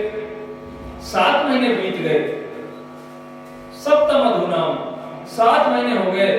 जैसे कृष्ण के जाने के बाद 7 महीने हुए, इधर द्वारका में, इधर ये हस्तिनापुर में उपद्रव होने लगे। अब शगुन, गाय बन्हाना, कुत्ते चिल्लाना, उल्कापात होना, इस सारी चीजों को देख करके युधिष्ठिर महाराज समझ गए कि जरूर कुछ अपशगुन हो रहा है, कुछ अनहोनी होने वाली है, न जाने क्या हो रहा है, कुछ पता नहीं चल रहा। बोले 7 महीने हो गए, अभी अर्जुन भी नहीं लौट करके आए, पता नहीं न जाने द्वारका में क्या हो रहा है, कुछ पता नहीं चल रहा। इतने में दूर से देखा अर्जुन दुखी अवस्था में आ रहे हैं। अर्जुन को देख करके युधिष्ठिर महाराज बोले, अर्जुन ये कैसे क्यों हो रहा है, क्या बात है? क्या तुमने किसी स्त्री का हरण करते उनकी रक्षा नहीं कर पाए, या बिना खिलाए हुए स्वयं खा लिया, या कहीं पर अन्याय सहन कर गया? क्योंकि अर्जुन के सामने रहते कभी अन्याय नहीं होता सकता था। यदि अन्याय होता था अर्जुन उसको तुरंत वहीं पर खत्म कर देता। सारी बातों को सुन करके अर्जुन रो रो करके बोलने लगे, प्रभु, बोले भैया, जिनके कारण से हमने खांडव नाम के बल को खत्म कर दिया था, जिनके रहते हुए हमने बड़े बड़े महाभारत युद्ध को जीता था, जिनके रहते हुए मैंने शिव जी को भी जय कर दिया था, वो और वो मैं अर्जुन हूं, वही मेरा धनुष बाण है। क्योंकि भीड़ियों को लेकर के, भीड़ी लोग क्या किए थे, जो महिषिया थी उनको जब लेकर के अर्जुन आ रहे थे, उन भीड़ों ने उनको लूट लिया था। कहते भीड़ी लूटी गोपिया, वही अर्जुन वही बाण। कहते वही अर्जुन था, लेकिन उन समय भीड़ियों से जीत नहीं पाए। क्यों? वो भीड़ कोई दूसरे नहीं थे, उसमें कृष्ण ही भीड़ बन के आए थे। क्यों? क्योंकि कृष्ण को जाना था, इसलिए उन महिषियों की इच्छा थी कि हमें गोप रूप में कृष्ण आकर लेके जाएं। क्योंकि उन महिषियों को श्राप हुआ था। दुर्वासा ऋषि, वो अष्टावक्र ऋषि थे, वो 8 जगह से टेढ़े हैं। महिषियों ने उनको देखा, थोड़ा हास प्रयास करे, बोले देखो देखो कैसे टेढ़े टेढ़े साधु चल रहा है। अष्टावक्र जी बोले, जाओ मैं तुम्हें श्राप देता हूं, तुम लूटी जाओगी, लुट जाओगे इसे। वो महिषियों ने जाकर के अष्टावक्र जी के पैर पकड़ने बोले, प्रभु हमसे गलती हो गई ऋषि, हमें क्षमा कर दो। बोले ठीक है, चिंता मत करो, वो जो भीड़ लूटने के लिए आएंगे वो कोई साधारण भीड़ नहीं होंगे, वो स्वयं भगवान होंगे। इस सारी बात जैसे अर्जुन ने बताया कि कृष्ण चले गए, इतना सुनते ही 5 पांडव तुरंत राजपाट किसको दिया? परीक्षित को संभाला और वहां से निकल गए। और परीक्षित का जन्म जैसे बताते हुआ था, परीक्षित क्या करते? परितः इच्छित इति परीक्षित, अर्थात वो जैसे गर्भ से बाहर निकले परीक्षा करते, देखते कि जिस व्यक्ति को मैंने गर्भ में देखा था, क्या वो यही है, क्या वो ये है? सबका मुख मुख देखते, परीक्षा करते। बल्कि ब्राह्मण उनका नाम रखा था विष्णुरात, सुखदेव गोस्वामी का नाम था ब्रह्मरात, इनका नाम था विष्णुरात। जैसे ही इस सब को मुंह देखते रहते, बोले जो जिसका मैंने चतुर्भुज का दर्शन किया था, कहीं ये तो नहीं है, कहीं ये तो नहीं है, लेकिन कहीं मन संतुष्ट नहीं होता। इसलिए उनका दूसरा नाम परीक्षित ही हो गया था। परीक्षित महाराज को सारा रात पाठ देकर पांडव लोग भी सुधाम ग्रहण कर गए। अब परीक्षित महाराज ने विचार किया कि उनके पूर्वजों का बड़ा नाम है, अर्जुन का गुणगान करती जनता, भीम का गुणगान करती, युधिष्ठिर महाराज के धर्म की चर्चा करती, क्या उनका धर्म है। और सब जगह एक दिन वो भ्रमण करते करते बोले चलो आज मैं राज में भ्रमण करता हूँ। भ्रमण करते करते राज के बाहर गए, देखा कि भैया एक गाय और एक बैल है। बैल के तो तीनों पैर खत्म कर दिए, एक ही पैर में खड़ा बस, और एक काला कलूटा व्यक्ति गाय को पीट रहा है और ये रो रहे दोनों। ये देख करके महाराज परीक्षित बिगड़े, बोले दुष्ट कौन है तू? बोला महाराज मैं कलयुग हूं। बोले क्यों मार रहा है इसको बता। ये देख करके कलयुग जो सहम गया, रुक गया। बोले कौन है तुम? बोले मैं कलयुग हूं। बोले कलयुग है तो मेरे राज्य में प्रवेश कर गया, वो बछड़ा जो कह रहा है, गाय भी रो रो के कह रही, हे राजन यहाँ पर किसी की गलती नहीं है, ये हमारे कर्मों की गलती है। जैसे ही इतना सुना समझ गए, बोले भाई ये धर्म के अलावा कोई बात नहीं कर सकता। यदि जरा से किसी को चाटा मार दो, बोले अच्छा तुमने चाटा मारा, मैं तो 2 चाटे मारूंगा। लेकिन यदि कोई कहे कि नहीं भैया इसकी गलती नहीं है, इसलिए जो मुझे चाटा मारा, ये तो मेरे किस्मत में लिखा हुआ था, समझो ये धर्म विपरीत है। बैल जैसे बोला कि इसमें इस कलयुग की गलती नहीं है, तो हमारे किस्मत में लिखा हुआ था, हमने गलत काम किया, उसको भोग रहे हैं। तो बोले भैया धर्म व्यक्ति के धर्म है, और ये गाय माता की पृथ्वी है, कोई साधारण नहीं है। ये सब देख करके यहाँ तक कि हमारे गोस्वामी ने टीका लिखा, बोला कि जब राजा थे तो कलयुग को मारा क्यों नहीं जान से? क्योंकि जो महापुरुष होते हैं, हम लोग क्या करेंगे आज के बारे में सोचेंगे, अभी तुरंत परिणाम देना चाहिए, लेकिन जो महापुरुष लोग होते हैं लंबे रूप को देखते हैं, दूर तक की उनकी दृष्टि होती है। वो जानते थे कलयुग में कितना अवगुण है, ये भी जानते थे, लेकिन इसमें गुण भी तो है कि नहीं है। कले दोष निधे राजन अस्ति एको महान गुना कीर्तनादेव कृष्णस्य मुक्त संगा परम व्रजेत। बोले कलयुग में दोष ही दोष हैं, कोई कमी नहीं दोषों की, एक एक वस्तु में दोष है, लेकिन इसमें एक महान गुण है। बोले क्या? कीर्तनादेव कृष्ण से, बोले कृष्ण का कीर्तन करो, मुक्त संगा परम व्रजेत, बोले संसार भवसागर से मुक्त हो जाओगे। ये गुण देख करके कहते जो गुण सतयुग में नहीं थे, जो गुण त्रेता युग में नहीं थे, द्वापर में नहीं थे, वो गुण कलयुग में है। कहते कृते अध्याय तो विष्णु त्रेतायाम यजतो मखे द्वापरे परिचर्यायाम कलो तदहरि कीर्तनात्। कहते सतयुग में लोग लंबे लंबे समय तक ध्यान करते, तब जाकर के भगवत प्राप्ति कर पाते। त्रेता कलयुग से, सतयुग के बाद कौन सी बात है? त्रेता युग। त्रेता में कैसे भगवान मिलते? मखे मतलब यज्ञ करते उनको भगवत प्राप्ति होती। लेकिन जैसे द्वापर युग आया, द्वापर भगवान कैसे मिलते थे? परिचर्यायाम अर्थात अर्चन पद्धति से भगवान मिलते। अब भैया देखो ना, तो किसी की इतनी लंबी आयु है कि जाके ध्यान में बैठ जाए 10,000 साल तक, गिनी जो छोटी सी तो आयु 50 साल 100 साल की, उसमें ध्यान कब करे? यज्ञ करने के लिए शुद्ध सामग्री चाहिए और शुद्ध ब्राह्मण चाहिए, और वो है नहीं, पूरा माहौल चेंज है। परिचर्या अर्चन करने के लिए शारीरिक शुद्धिकरण होना चाहिए, लेकिन भाई ये भी किसी को ज्ञान नहीं है कितनी बार हमको नहाना चाहिए। अर्चन करने जाना पता नहीं है, ज्ञान ही नहीं है कि शालिग्राम को दोनों हाथों से उठाना है कि एक हाथ से उठाना है, सीधे से उठाना, ये भी ज्ञान नहीं है।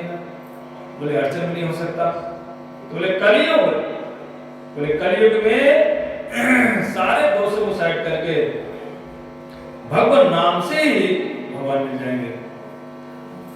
हरे नाम हरे नाम हरे नाम केवलम कलो नास्तैव नास्तैव नास्तैव गतिरन्यथा। एकमात्र उपाय भगवान नाम। नाम की इतनी महिमा है, कहते एक बार यदि कोई कृष्ण बोल दे, चाहे जीवन पर्यंत पाप करे, उन पापों की औकात में जो एक नाम को दबा दे, इतनी नाम की महिमा है। एक माता जी थी या कोई प्रभु जी थे, व्रत हो गए थे, उनके घर वाले बोलते, बोले भाई नाम करो, कृष्ण बोलो। बोले कृष्ण, वो कहती कि मैं नहीं बोल सकती।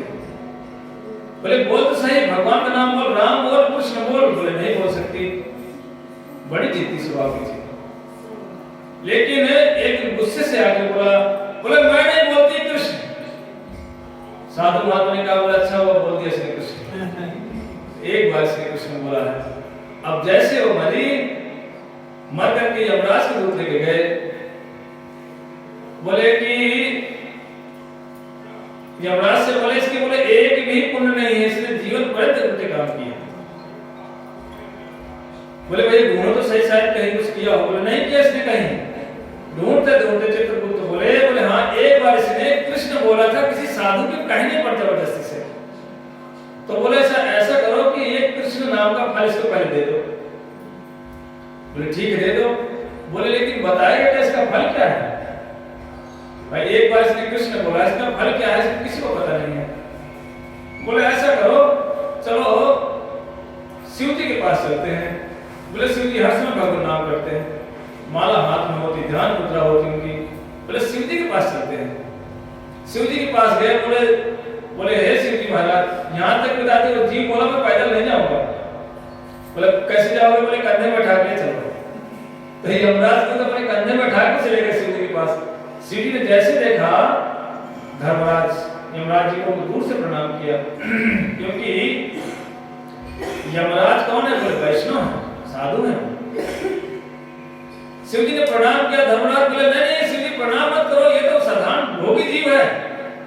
और जैसे नजदीक में गया उस जीव को प्रणाम किया। शिव जी ने बोले धन है, ये तो ऊपर बैठ के आ रहे हैं, धर्मराज के ऊपर बैठा हुआ है, ये साधारण जीव नहीं हो सकता। बोले बाबा इसने जीवन पर गलत काम किए हैं, इसने एक बार कृष्ण नाम लिया है, अब ये समझ में नहीं आ रहा ये कृष्ण नाम का हम फल इसको क्या दें? शिव जी बोले ये तो मैं भी नहीं बता सकता। बोले बाबा आप तो नाम जब करते हो आप तो बता दो कि इसका फल क्या है नाम का। बोले हमको फल का पता है, नाम की महिमा का हम वर्णन नहीं कर सकते क्योंकि मुझे भी इसका अंदाजा नहीं है। ऐसा करो पितामह ब्रह्मा के पास चलते हैं। अब शिव जी भी लग गए, धर्मराज भी जा रहे हैं, वो जीव भी कंधे में बैठा हुआ जा रहा है। जैसे ब्रह्मा जी के पास में गए, ब्रह्मा जी दूर से उनको प्रणाम किया। बोले वैष्णव आ रहे हैं। शिव जी बोले पिताजी प्रणाम मत करो। जैसे पास में गए पूछे कैसे आना हुआ? बोले पिताजी हमको ये नहीं पता चल रहा एक कृष्ण नाम का फल क्या है। बोले आप ही बता दो। पितामह ब्रह्मा बोले ये तो मैं नहीं बता सकता। तो बोले फिर कौन बताएगा? बोले जिनका नाम उन्हीं के पास चलते हैं। कहाँ गए? वैकुंठ पहुंच गए। भगवान नारायण लेटे हुए हैं, आराम से लक्ष्मी जी सेवा कर रहे हैं। जैसे ब्रह्मा शिव यमराज जी पहुंचे उस जीव को लेकर के, बोले प्रभु हमको ये समझ में नहीं आया कि एक ही कृष्ण नाम का फल क्या है। बोले अच्छा, बोला किसकी बात है? तो ये जीव बैठा हुआ है, इसने एक बार कृष्ण नाम लिया था। बोला हमको पता नहीं चला इसका फल क्या है इसको। बोले कोई बात नहीं, उसको मेरे पास भेजो। जैसे ही भगवान नारायण ने अपने पास बुलाया और बुला करके बोले बेटा इधर आओ। उसके सिर पर हाथ फेरे और अपने इसमें जंगों बैठा है। बोले बैठो बेटा, सिर पर हाथ फेर रहे हैं। पिता ब्रह्मा शिव जी देख रहे हैं। सबने पूछा बोले प्रभु ये तो बताओ उसका फल क्या है एक कृष्ण नाम का। बोले तुमको दिखाई नहीं पड़ रहा है फल क्या इसके एक नाम का? बोले नहीं। बोले इसका फल यही है, एक नाम में जिसने कृष्ण नाम बोला था, बोला इसका फल यही कि मेरी ये गोद में बैठा हुआ है। बोलो कृष्ण कन्हैया लाल की जय। इतनी महिमा नाम की, एक नाम से भगवान की गोद में बैठ गया करके। ये सब देख करके सोचो कितनी नाम की महिमा है। इसलिए कलियुग केवल नाम आधारा, कलियुग केवल नाम आधारा, कलियुग केवल नाम आधारा, कलियुग केवल नाम आधारा।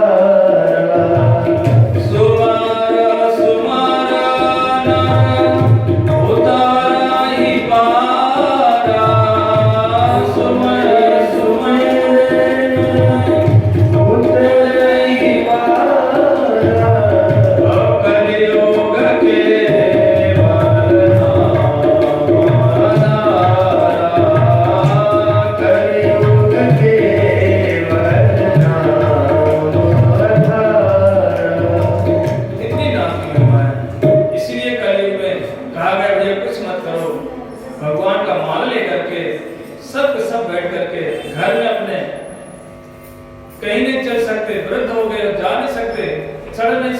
उतर नहीं सकते। बोले माला लो और एक कोने बैठ जाओ और बोले हरे कृष्णा कृष्णा कृष्णा हरे हरे हरे राम राम राम हरे हरे।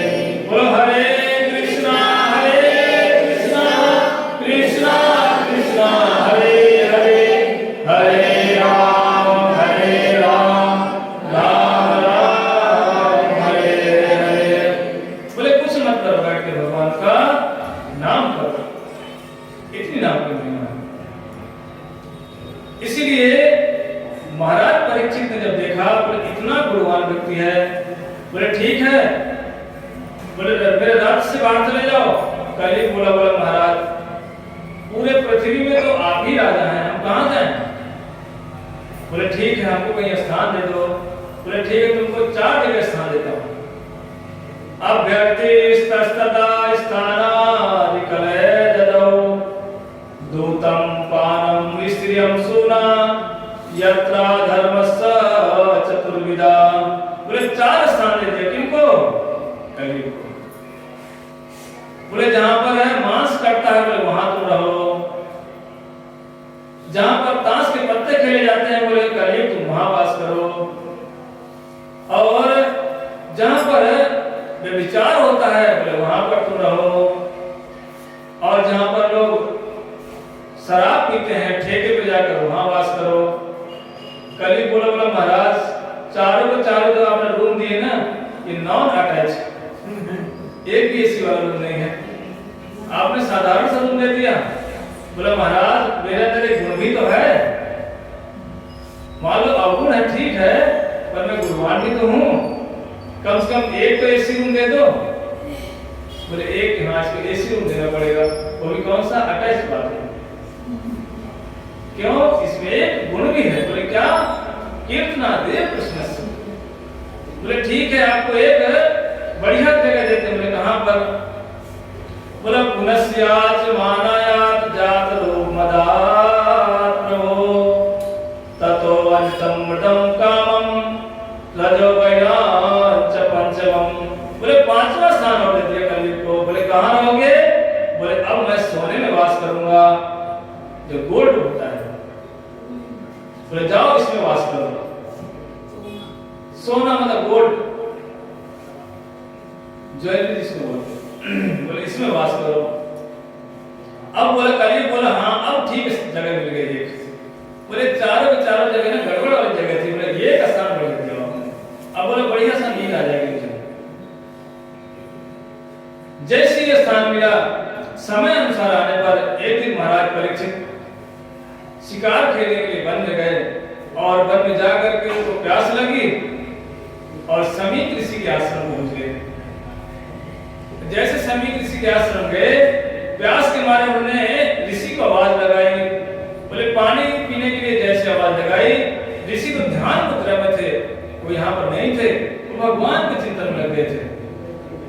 लेकिन जैसे लगे उनको बड़ा क्रोध आया। बोले मैं राजा होकर के आया हूँ और इसने मेरा कुछ सम्मान नहीं किया। वहीं पर मरा हुआ सर पड़ा था, उठाया उसके गले में डाल दिया और डाल करके वहां चल पड़े। लेकिन जैसे चले रास्ते में उनको बड़ा पश्चाताप हुआ। बोला मैंने ठीक काम नहीं किया। एक ऋषि है, पता नहीं शायद हो सकता है भगवान के चिंतन में रहा हो, और मैंने ठीक काम नहीं किया।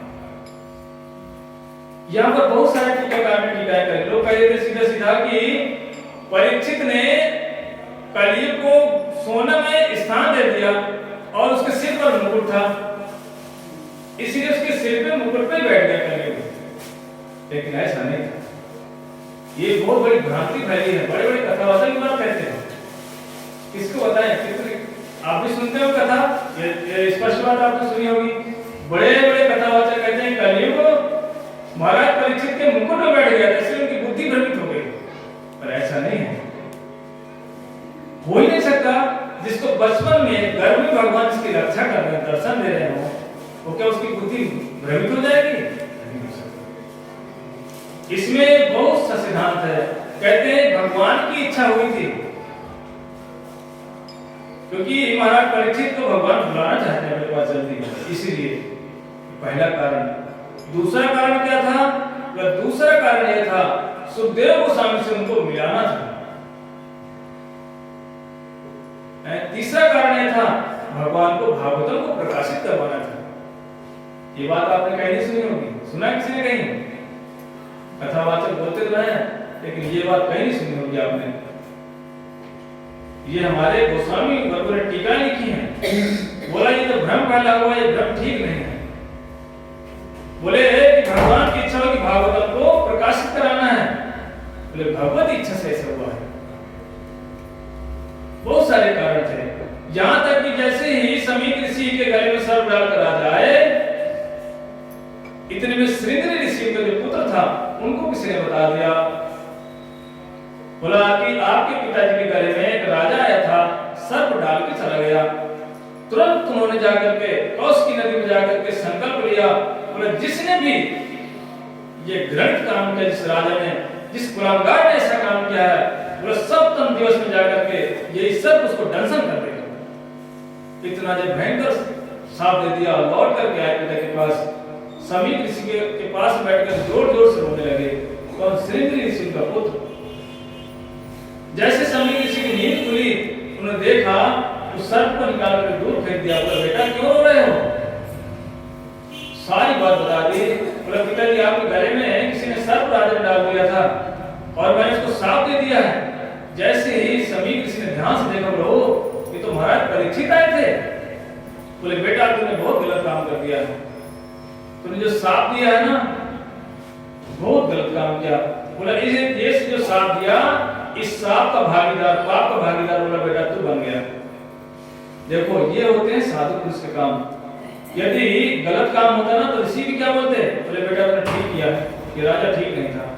राजा समीक ऋषि स्वयं कह रहे हैं कि महाराज परीक्षित कोई साधारण नहीं है, वो तो महापुरुष है, भगवत प्राप्ति है, भगवान की कृपा पात्र राजा है।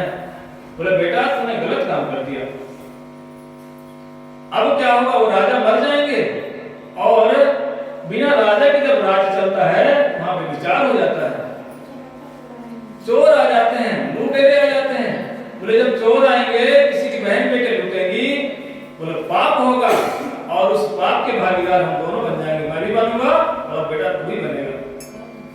तूने बहुत गलत काम किया।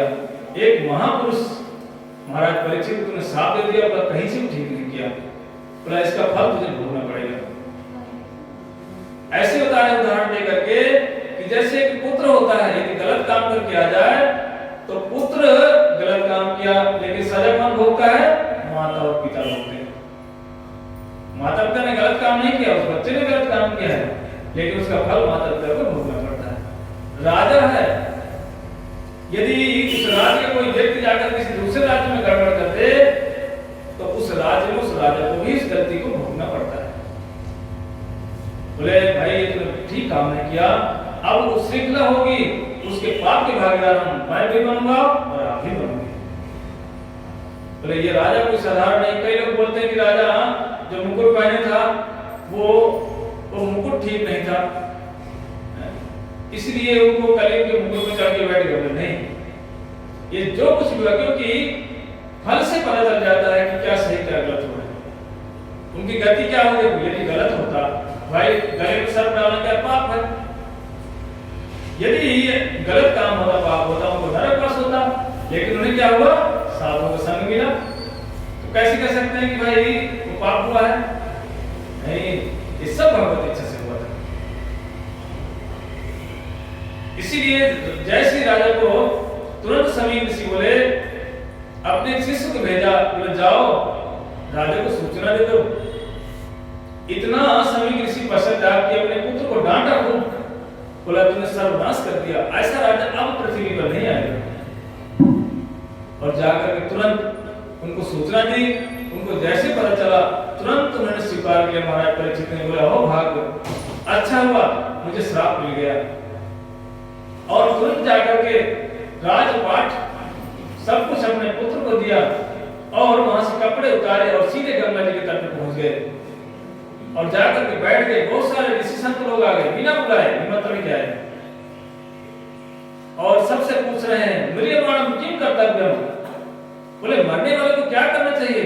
लेकिन कोई इसी बोले कि भाई ध्यान करना चाहिए, कोई बोले कि तपस्या करनी चाहिए, कोई बोले कि निर्विशेष ब्रह्म का चिंतन करना चाहिए। अलग अलग मत बोल रहे थे। लेकिन महाराज परीक्षित के कुछ समझ में नहीं आ रहा, बोला कि सब ठीक नहीं बता रहे। इतने में अकस्मात महाराज श्री सुखदेव गोस्वामी का आगमन हुआ। इतना सुंदर स्वरूप जिनको देख करके वो नंग धड़ंगे थे, 16 साल के नंग धड़ंगे घूम रहे थे। कुछ बच्चे उनको पत्थर मारते, बोले नंगा बाबा आ गया, नंगा बाबा आ गया। कुछ स्त्रियां उनको मजाक बनाती। लेकिन जैसे ही सुखदेव गोस्वामी सीधे कहां पर गए, जहां पर राजा बैठा हुआ था, जब वहां पर गए सारे राजा सारे ऋषि खड़े होकर उनकी इस तरह स्तुतियां करने लगे। स्वयं महाराज परीक्षित खड़े होकर उनको प्रणाम किया। इस दृश्य को देख करके जो स्त्रियां थी वो भाग गई दूर। बोले भैया लग रहा है नंगा बाबा नहीं, ये कोई महासिद्ध महात्मा है। इस देख करके वहां पर बैठ करके सबको प्रणाम किया। जैसे सुखदेव गोस्वामी बैठे, महाराज परीक्षित विचार करने लगे। बोले ये महात्मा है, रुकने वाले नहीं जा रहे तक, इनसे प्रश्न पूछो। बोले हे सुखदेव गोस्वामी, मेरे मानव क्यों कर्तव्य, मरने वाले को क्या करना चाहिए? बोले मरने वाले व्यक्ति को भगवान का भजन करना चाहिए। सुंदर सुंदर उपदेश दिए। बोले मनुष्य की यही अवस्था है, पाई न कई गति पतित पावन, राम भज सुन सठ मना।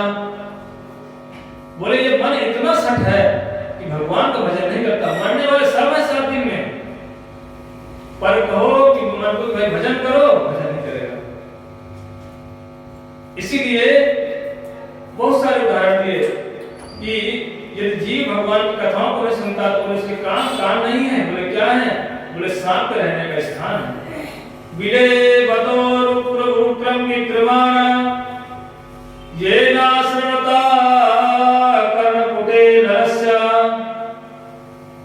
जीवा सतीदार दूरी के, सूतना चोप गायती उर्गाय गाथा। बोले जिसके कान में भगवत कथाएं नहीं जाती, बोले वो कान नहीं भैया। बोले क्या है? बोले बिल है। कहते बिल में कौन रहता है? कौन रहता है बिल में? सांप। अब जब कान में अगर सांप रहने लगेगा तो क्या होगा? तो वो जहर का काम करता है। हम संसार में इन कानों से बुराइयां भलाइयां सुनते हैं, भगवान की कथाओं को नहीं सुनते इन कानों से। इसीलिए इन बुराइयां भलाइयां सुन के हमारा हृदय सांप की तरह विष का काम करता है। यदि किसी व्यक्ति का स्वभाव बन जाए ना भाषा में बुराई करने की, निंदा करने की, वो जब बोलेगा ना तो निंदा ही करेगा। ये विष का काम करता है। कभी सांत्वना किसी को प्रदान नहीं कर सकते। इसीलिए बोले मरने वाले व्यक्ति को हम सब के सब मरने वाले हैं, चाहे बूढ़ा हो, चाहे बच्चा हो, चाहे वृद्ध हो, कोई भी हो, सबको मृत्यु रूपी सर्प के काल व्याल ग्रास पास में खड़े हैं। इसलिए सबको भगवत भजन करना चाहिए, कोई भी हो। इतना उपदेश दिया। दूसरा कारण उन्होंने पूछा, बोला प्रभु ये सृष्टि कैसे हुई? सृष्टि के विषय में महाराज परीक्षित जी पूछ रहे हैं किनसे? सुखदेव गोस्वामी जी से। सृष्टि के विषय बताए। तो देखो भाई, सर्वप्रथम जैसे हमारे कल अमित प्रभु बता रहे थे कि नारायण के नाभि से एक कमल निकला, उस कमल की नाली में जो नली है उसमें 14 लोक हैं और ब्रह्मा जी उसमें प्रकट हुए। तो सर्वप्रथम भगवान की सृष्टि में सर्वप्रथम कौन से जीव आए? ब्रह्मा जी प्रकट हुए। बोले ब्रह्मा जी के बाद बोले भगवान बोले भैया ऐसा ब्रह्मा जी सृष्टि करो। बोले पिताजी सृष्टि करनी है? बोले हाँ, क्योंकि नारायण है ब्रह्मा के भी पिता है, उत्पत्ति स्थल है। जैसे ब्रह्मा जी का ठीक है, ब्रह्मा जी ने सृष्टि करना शुरू किया। सबसे पहले उन्होंने अपने मन से 4 पुत्रों को जन्म दिया। मानस पुत्र जिसे कहते हैं, सनक, सनंदन, सनातन और सनत कुमार। बोले पुत्रों सृष्टि करो। मानस पुत्र बोले पिताजी हम सृष्टि तो नहीं करेंगे, भजन करेंगे। बोले बेटा पिता का आदेश पालन नहीं करेगा? बोले नहीं। ब्रह्मा जी को गुस्सा आ गया, बोला ये अपनी मनमर्जी करते हैं। जैसे गुस्सा आया शिव जी महाराज प्रकट हो गए। बोले पिताजी आदेश करो। बोले बेटा आप ऐसा करो, तुम ही सृष्टि करो। बोले ठीक है, हम सृष्टि करेंगे। अब भोले बाबा तो भोले, उनकी सृष्टि तो हो ठीक ठाक होगी नहीं, कोई काम ठीक नहीं होते। उन्होंने भूत प्रेत पिशाच डाकनी ब्रह्मा जी ने कहा, बोले भैया तुम बंद करो सृष्टि, ये सृष्टि हम नहीं कराएंगे। बोले इससे तो बिना सृष्टि के रह लेंगे। अब वो विचार कर उन्होंने तुरंत 10 पुत्रों को पैदा किया। जैसे 10 ऋषि हैं, अत्रि इत्यादि 10 ऋषि, नारद जी भी उसमें हुए, प्रजापति भी उसी में हुए, 10 पुत्र हो गए। बोले सृष्टि करो। बोले ठीक है पिता, हम सृष्टि करेंगे। उनसे सृष्टि के लिए बोले, और लेकिन वो भी बोले कि सृष्टि करने के लिए तो स्त्री चाहिए ना भाई, बिना कैसे हो जाएगी सृष्टि? स्त्री पुरुष के मिलने से तो सृष्टि होगी। तब ब्रह्मा जी ने क्या किया, अपने शरीर से महाराज कर्दम को उत्पत्ति किया। अब वो सोचने लगे अब क्या करूं, तो फिर ब्रह्मा जी ने एक अंग से मनु और एक अंग से शत्रुपा जी को प्रकट किया। स्वयंभू मनु अरु शत्रुपा, स्वयंभू मनु अरु शत्रुपा, स्वयंभू मनु अरु शत्रुपा, स्वयंभू मनु अरु शत्रुपा, जिसे भाई नर सृष्टि अनुपा, जिनसे भई नर सृष्टि अनुपा। इस तरह से मनु और शत्रुपा से मानव की सृष्टि हुई। सर्वप्रथम उन्होंने 5 संतान पैदा किए। कौन कौन संतान? 2 पुत्र और 3 पुत्रियां। ये ध्यान से सुनना थोड़ा। 3 पुत्रियां 2 पुत्र। किनकी संतान है? मनु महाराज और शत्रुपा से। लोग कहते हैं कि पहले हम क्या थे, बंदर थे, फिर बंदर के धीरे धीरे पूंछ गायब हो गई, गायब होते होते बोले हम मनुष्य बन गए। भैया देखो, शास्त्र में तो कहते हैं मनु और शत्रुपा से मानव की सृष्टि हुई, तो बंदर कहां से घुस गए बीच में? और हो सकता है जो बोलते हैं उनकी सृष्टि उनके पूर्वज बंदर रहे होंगे, लेकिन भैया हमारे पूर्वज बंदर नहीं थे। हमारे पूर्वज कौन है? मनु और शत्रुपा ही है। वो पहले से मनुष्य थे और मनुष्य ही हैं। इसलिए ये जो बात लोग बोलते हैं, ये तो उनका बोलना काम, शास्त्र को नहीं पढ़ा। तो शास्त्र कोई नवीन नहीं है, बहुत पुराने हैं। इसीलिए 5 संतान उत्पन्न किए। बोले 3 पुत्रियां, देवहूति, अपूति, प्रसूति, और 2 पुत्रों को प्रियव्रत और उत्तानपाद। ये 3 पुत्रियों का विवाह कर्दम ऋषि के साथ हुआ, देवहूति का विवाह। अपूति का विवाह हुआ ऋषि प्रजापति से, और प्रसूति का विवाह हुआ दक्ष प्रजापति से। तीनों का विवाह हुआ। लेकिन कहते हैं जैसे कर्दम ऋषि की बात आई तो कर्दम ऋषि से भगवान ने स्वयं जाके पहले बोल दिया था, बोला ऋषि राजा मनु आएंगे, उनकी पुत्री होगी, उनसे आप विवाह करना। बोले प्रभु मैं तो विवाह नहीं करूंगा, मैं तो भजन करूंगा। बोले नहीं नहीं, जैसे संतान होगी आप भजन करने चले जाना। बोले ठीक है। जैसे विवाह हुआ देवहूति का, 9 कन्याएं हुई। और ब्रह्मा जी के जो 9 पुत्र थे, वो 9 के 9 पुत्रों को लेकर के दर्शन करने आए, 9 पुत्रों और पुत्रियों का विवाह करा दिया। बोले 10वें पुत्र नारद जी थे, वो कहां थे? बोले नारद जी तो पहले से गुणोत्तर महात्मा थे, वो अपना भी भजन करने चले गए।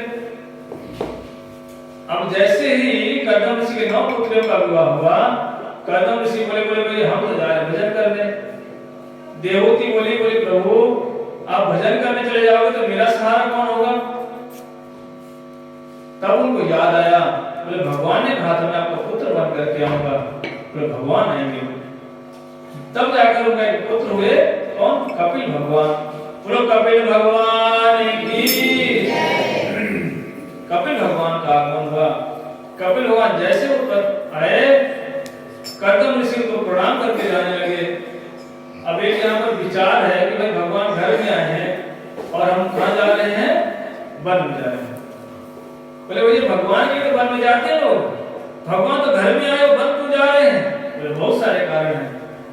कहते हैं कि कर्दम ऋषि हैं कौन? बोले शांत रस के और दास रस के भक्त हैं, और पुत्र वात्सल रस होता है। बोले वात्सल रस में और दास रस में थोड़ा सा कंपटीशन हो गया। बोले भैया हम दोनों एक साथ नहीं रह सकते, जहाँ दास होगा वहां पर वात्सल नहीं रहेगा, दोनों रस एक साथ रहेंगे। देखना वात्सल वाली भैया क्या करती है? चाटा मारती किसको? बच्चे को। बोले बदमाश कहेगा, हंसे में बदमाशी करता है। यदि कहने नहीं मेरे बेटा भगवान हाथ जोड़ के बैठ जाए, तो बच्चा क्या करेगा? उपद्रव करेगा, शासन नहीं कर पाएंगे। इसलिए कर्दम ऋषि बोले भैया यार ठीक है, दो रसों का आपस में कंपटीशन हो रहा है, और प्रणाम किया, और प्रणाम करके कहां चले गए? वन में चले गए।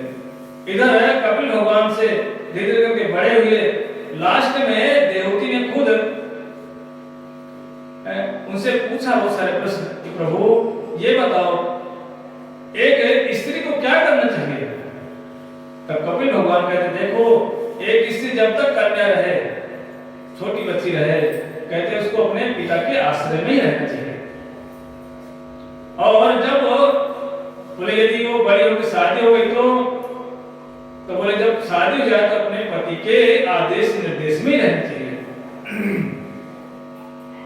बोले प्रभु ये तो यदि पति मर गया हो तो? बोले जब पति मर जाए तो उसे पुत्रों के आदेश निर्देश में रहना चाहिए, यही एक स्त्री का धर्म है। साधु के विषय में वर्णन किया कि मनुष्य को साधु संग करना चाहिए। बोले प्रभु ये तो साधु कैसे होना चाहिए? बोले तितिक्षस, बोले साधु सहनशील होना चाहिए, ये नहीं कि वो देखा और बिगड़ गया, ऐसा साधु नहीं होना चाहिए, सहनशील साधु होना चाहिए। बोले साधु की तारतम्य को बताया। बोले साधु कितने प्रकार के होते हैं? बोले 3 प्रकार के, कनिष्ठ, मध्यम और उत्तम। इन सब कथाओं को सुन करके, और बोले एक ही मात्र उद्देश्य होना चाहिए, भगवत भजन। जैसे ही कपिल भगवान ने उनको उपदेश दिया, देवकी ने भजन करते करते, और बोले कि देखो नाम ही एकमात्र सबका सार है। अहो वत्सो बचो अतो गरियाय जीवाग्रे वर्तते नाम तुभ्यम, ते पुस्तपस्ते जुहु सस्नु राजा ब्रह्मांडमुचनाम ग्रंथ्येते। देवकी माता कहती है कि प्रभु मैं समझ गई कि सबका सार नाम ही है। कहते ते पुस्तपस्ते, कहते जो व्यक्ति भगवान का नाम करता है, कहते उसने पूर्व जन्मों में सारे तीर्थों में स्नान कर लिया है, सारे यज्ञ कर लिए हैं, वो ब्राह्मणों में क्या है? श्रेष्ठ है, वो तपस्या भी कर चुका है, इसीलिए कलयुग में बैठकर भगवत भजन कर रहा है। कोई ये ना सोचे कि जो नाम कर रहा है उसको अभी तीर्थों में जाना पड़ेगा, नहीं भी जाएगा तो कोई दोष नहीं है, यदि चला गया तो कोई दोष नहीं है, ना जाए तो कोई दोष नहीं है। ये मैं नहीं कह रहा, ये कपिल भगवान की माता देवहूति कह रही है। ये मत सोचना कि वो महाराज आए तो वृंदावन से वो कह के गए हैं, ये हम नहीं कह रहे हैं। इसीलिए उनको उपदेश दिया, और माता जी भगवान को भजन करते करते भगवत धाम चली गई। आगे इस तरह से प्रसूति के जीवन चरित्र का वर्णन हुआ, जिनका विवाह शिव जी के उनके साथ हुआ, दक्ष प्रजापति से हुआ। बोले जो दक्ष था उसको प्रजापति की उपाधि देनी थी ब्रह्मा जी को, लेकिन स्वागत समारोह किया गया वहां पर। उस समारोह में सारे देवी देवता लोग आए, शिव जी भी गए, विष्णु भी गए, ब्रह्मा भी गए। लेकिन भैया जैसे ही दक्ष प्रजापति उस समारोह में सबसे लास्ट में आया, क्यों? बोले लास्ट में जाऊंगा लोग सम्मान करेंगे मेरा। बोले पहले चला जाऊंगा, बोले कोई नहीं होगा, सम्मान नहीं होगा, सबसे लास्ट में जाऊंगा। दक्ष प्रजापति सबसे लास्ट में आया, और आकर के जैसे घुसा, सब देवता लोग खड़े हुए स्वागत कर रहे हैं, क्यों? प्रजापति बनने वाले हैं दक्ष। लेकिन 3 लोग नहीं खड़े हुए, ब्रह्मा विष्णु महेश। जैसे दक्ष ने देखा, बोले चलो ब्रह्मा जी नहीं खड़े हुए तो हमारे पिताजी हैं, बोले विष्णु नहीं खड़े हुए, बोले भगवान है, बोले ये जो बैठा हुआ है बीच में ये शिव, ये तो मेरा दामाद है,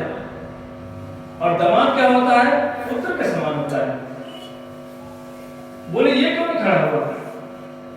दक्ष बोला अगर शिष्ट लोगों के बीच में रहता होता, अच्छे लोगों के साथ रहता होता, इसकी बुद्धि ठीक रहती। ये रहता है किसके साथ? भूत प्रेतों के साथ रहता है, इसकी बुद्धि खराब हो गई, किसी का सम्मान करना नहीं जानता है। इतना बोलना शुरू कर दिया, उल्टा सीधा खूब पटान बोलने लगे। इतना बोलने लगा कि जो मन में आया बोला, इस मरकट के साथ में मैं अपनी मृग लोचनी का विवाह कर दिया गलती से। लोगों ने कहा बोले भाई जब इतना धूर्त व्यक्ति था तो अपनी पुत्री का विवाह क्यों किए? बोले ये तो मैंने पिता ब्रह्मा के कहने से कर दिया था। बोले ये मरकट लोचन अर्थात इसकी जो आंखें बंदर के समान है, इतना अभद्र बोलना शुरू कर दिया शिव जी को। इतना बोलना शुरू कर दिया। देखो शिव जी है कौन? बोले शिवदम अर्थात कल्याणकारी है। शिव जी का नाम सत्यम शिवम सुंदरम परम वैष्णव नाम यथा संभव शिव जी। इतना बोलने लगा क्यों? कि पद का घमंड लेकर, पद की गरिमा। इसलिए कहते हैं भाई भगवान इतना दे कि जामे कुटुंब समाए, मैं भी भूखा ना रहूं, साधु भूखा ना जाए। कहते हे ठाकुर जी इतना देना, कहीं घमंड ना जाए हमारे हृदय में। यदि घमंड आ गया समझो मरने के दिन आ गए। जैसे इतना बोलना शुरू किया भैया नंदी से निकल गया। नंदी बोला है दक्ष तब से तो बक करे जा रहा है, बोले जा रहा है, तू बकरा बन जा, तू बकरा बन जा। लेकिन जैसे बकरा के बोला वहीं पर भृगु ऋषि बैठे बोले नंदी चुपचाप नहीं बैठ सकता, ससुर दामाद का झगड़ा तो बीच में कोई कूद रहा है। बोले अच्छा तुझे बोलना जरूरी था। तुरंत श्राप दे दिया भृगु जी ने। बोले जा मैं भी श्राप देता हूं कि शिव के भक्त सब के सब पाखंडी हो जाए। इतना जैसे सुना भाई तो सारे के सारे शिव के गढ़ खड़े बोले बुढ़े बाबा दाढ़ी वाले क्या बोले जा रहे हैं? कुछ उल्टा बोल रहे हैं, तुझे पता नहीं हम कौन है? अब बताओ वहां कहां गए थे स्वागत समारोह में, कहां वहां झगड़ा शुरू हो गया। जितने सब डर से उसके शिव जी के गढ़ खड़े बोले प्रभु हम भी श्राप देते हैं, सब के सब ब्राह्मण भिखमंगे बन जाए। सब ब्राह्मण भिखमंगे बन गए, सापी हुए।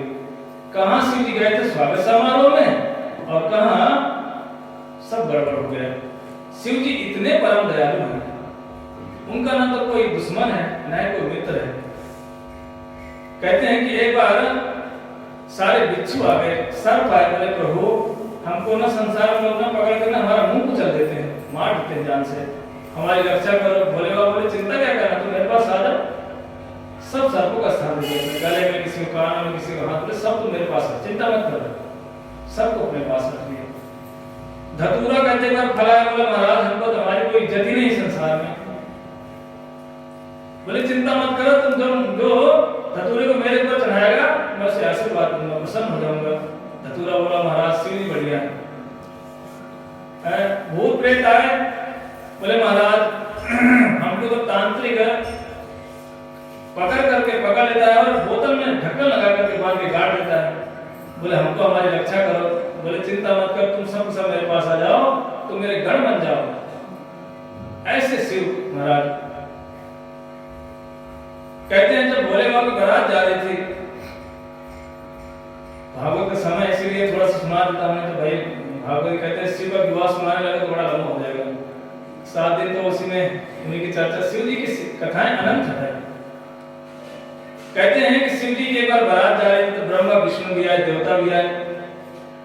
बोले शिव जी से बोले महाराज हम आपकी बाराती में तो चलेंगे, लेकिन इनको लेके मत चलना। बोले कौन है? भूत प्रेत। बोले देखो भैया ऐसा है, कोई जाओ चाहे मत जाओ, लेकिन भैया घर का आदमी यदि बारात नहीं जाएगा तो बाराती कैसे है?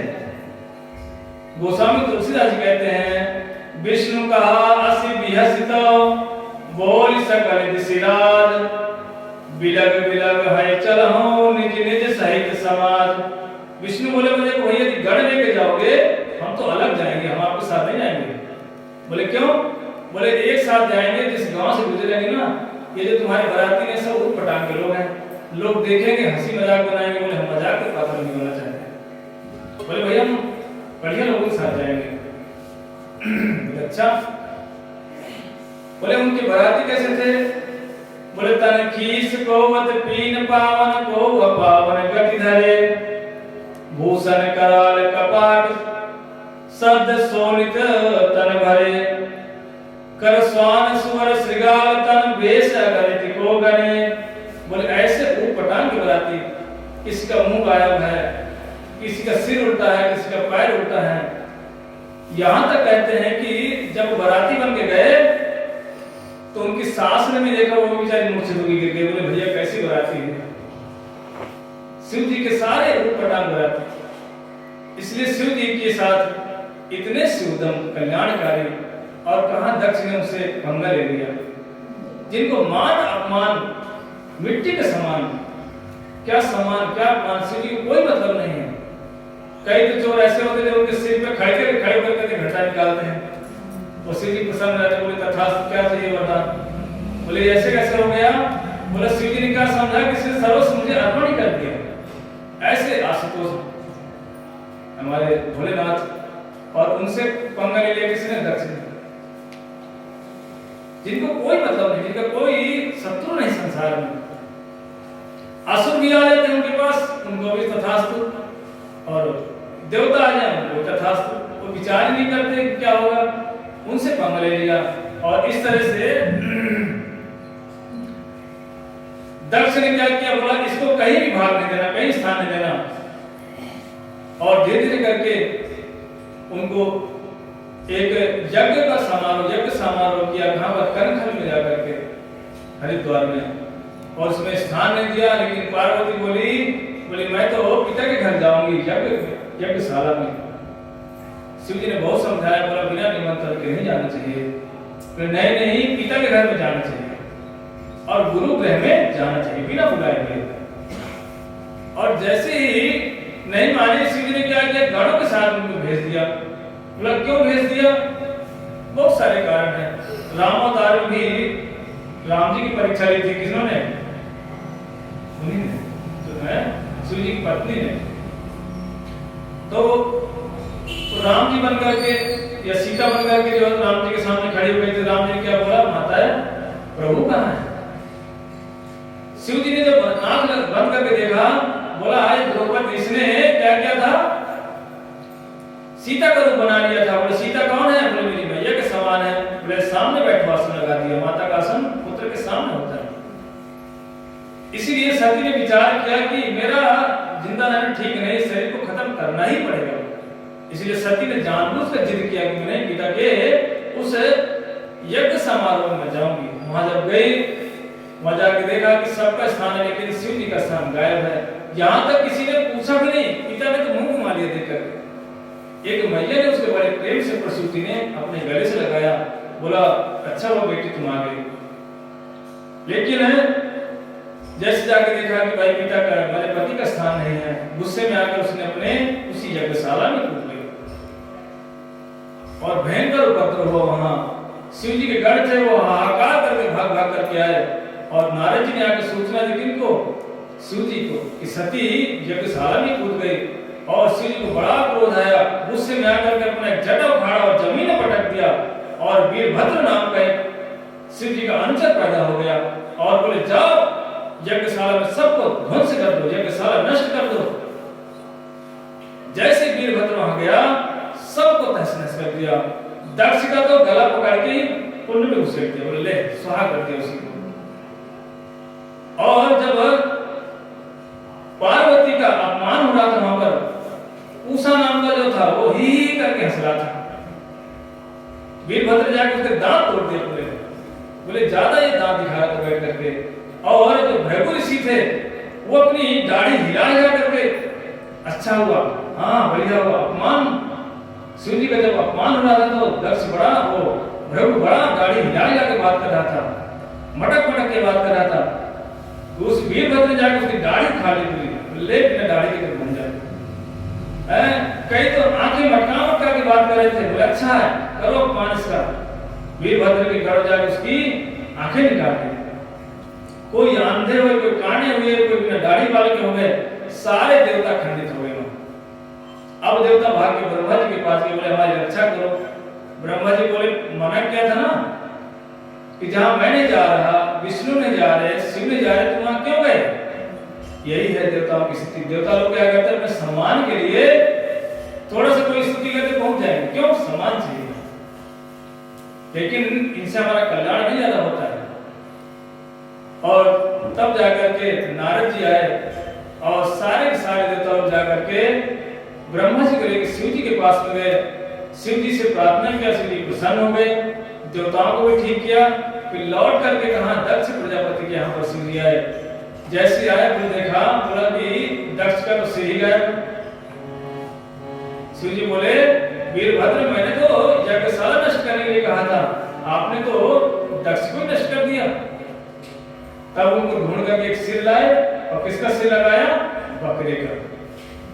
अब आप सोचते हैं जब बकरा का सिर लगा तो बकरी की आवाज बोलता रहा होगा? नहीं, वो तो संस्कृत ही बोलता है। अर्थात ये भगवान शिव जी की कृपा है। इस तरह से शिव जी का अद्भुत चरित्र, लेकिन द्वेष कर बैठा था दक्ष। इसलिए कभी भी कहते हैं कि जो साधु लोग हैं या वैष्णव लोग हैं, कभी उसे द्वेष नहीं करना चाहिए। शिव जी हैं कौन? वो परम परम विरक्त वैष्णव साधु हैं। और अपराध करने से क्या हुआ? सब कुछ तहस नहस हो गया।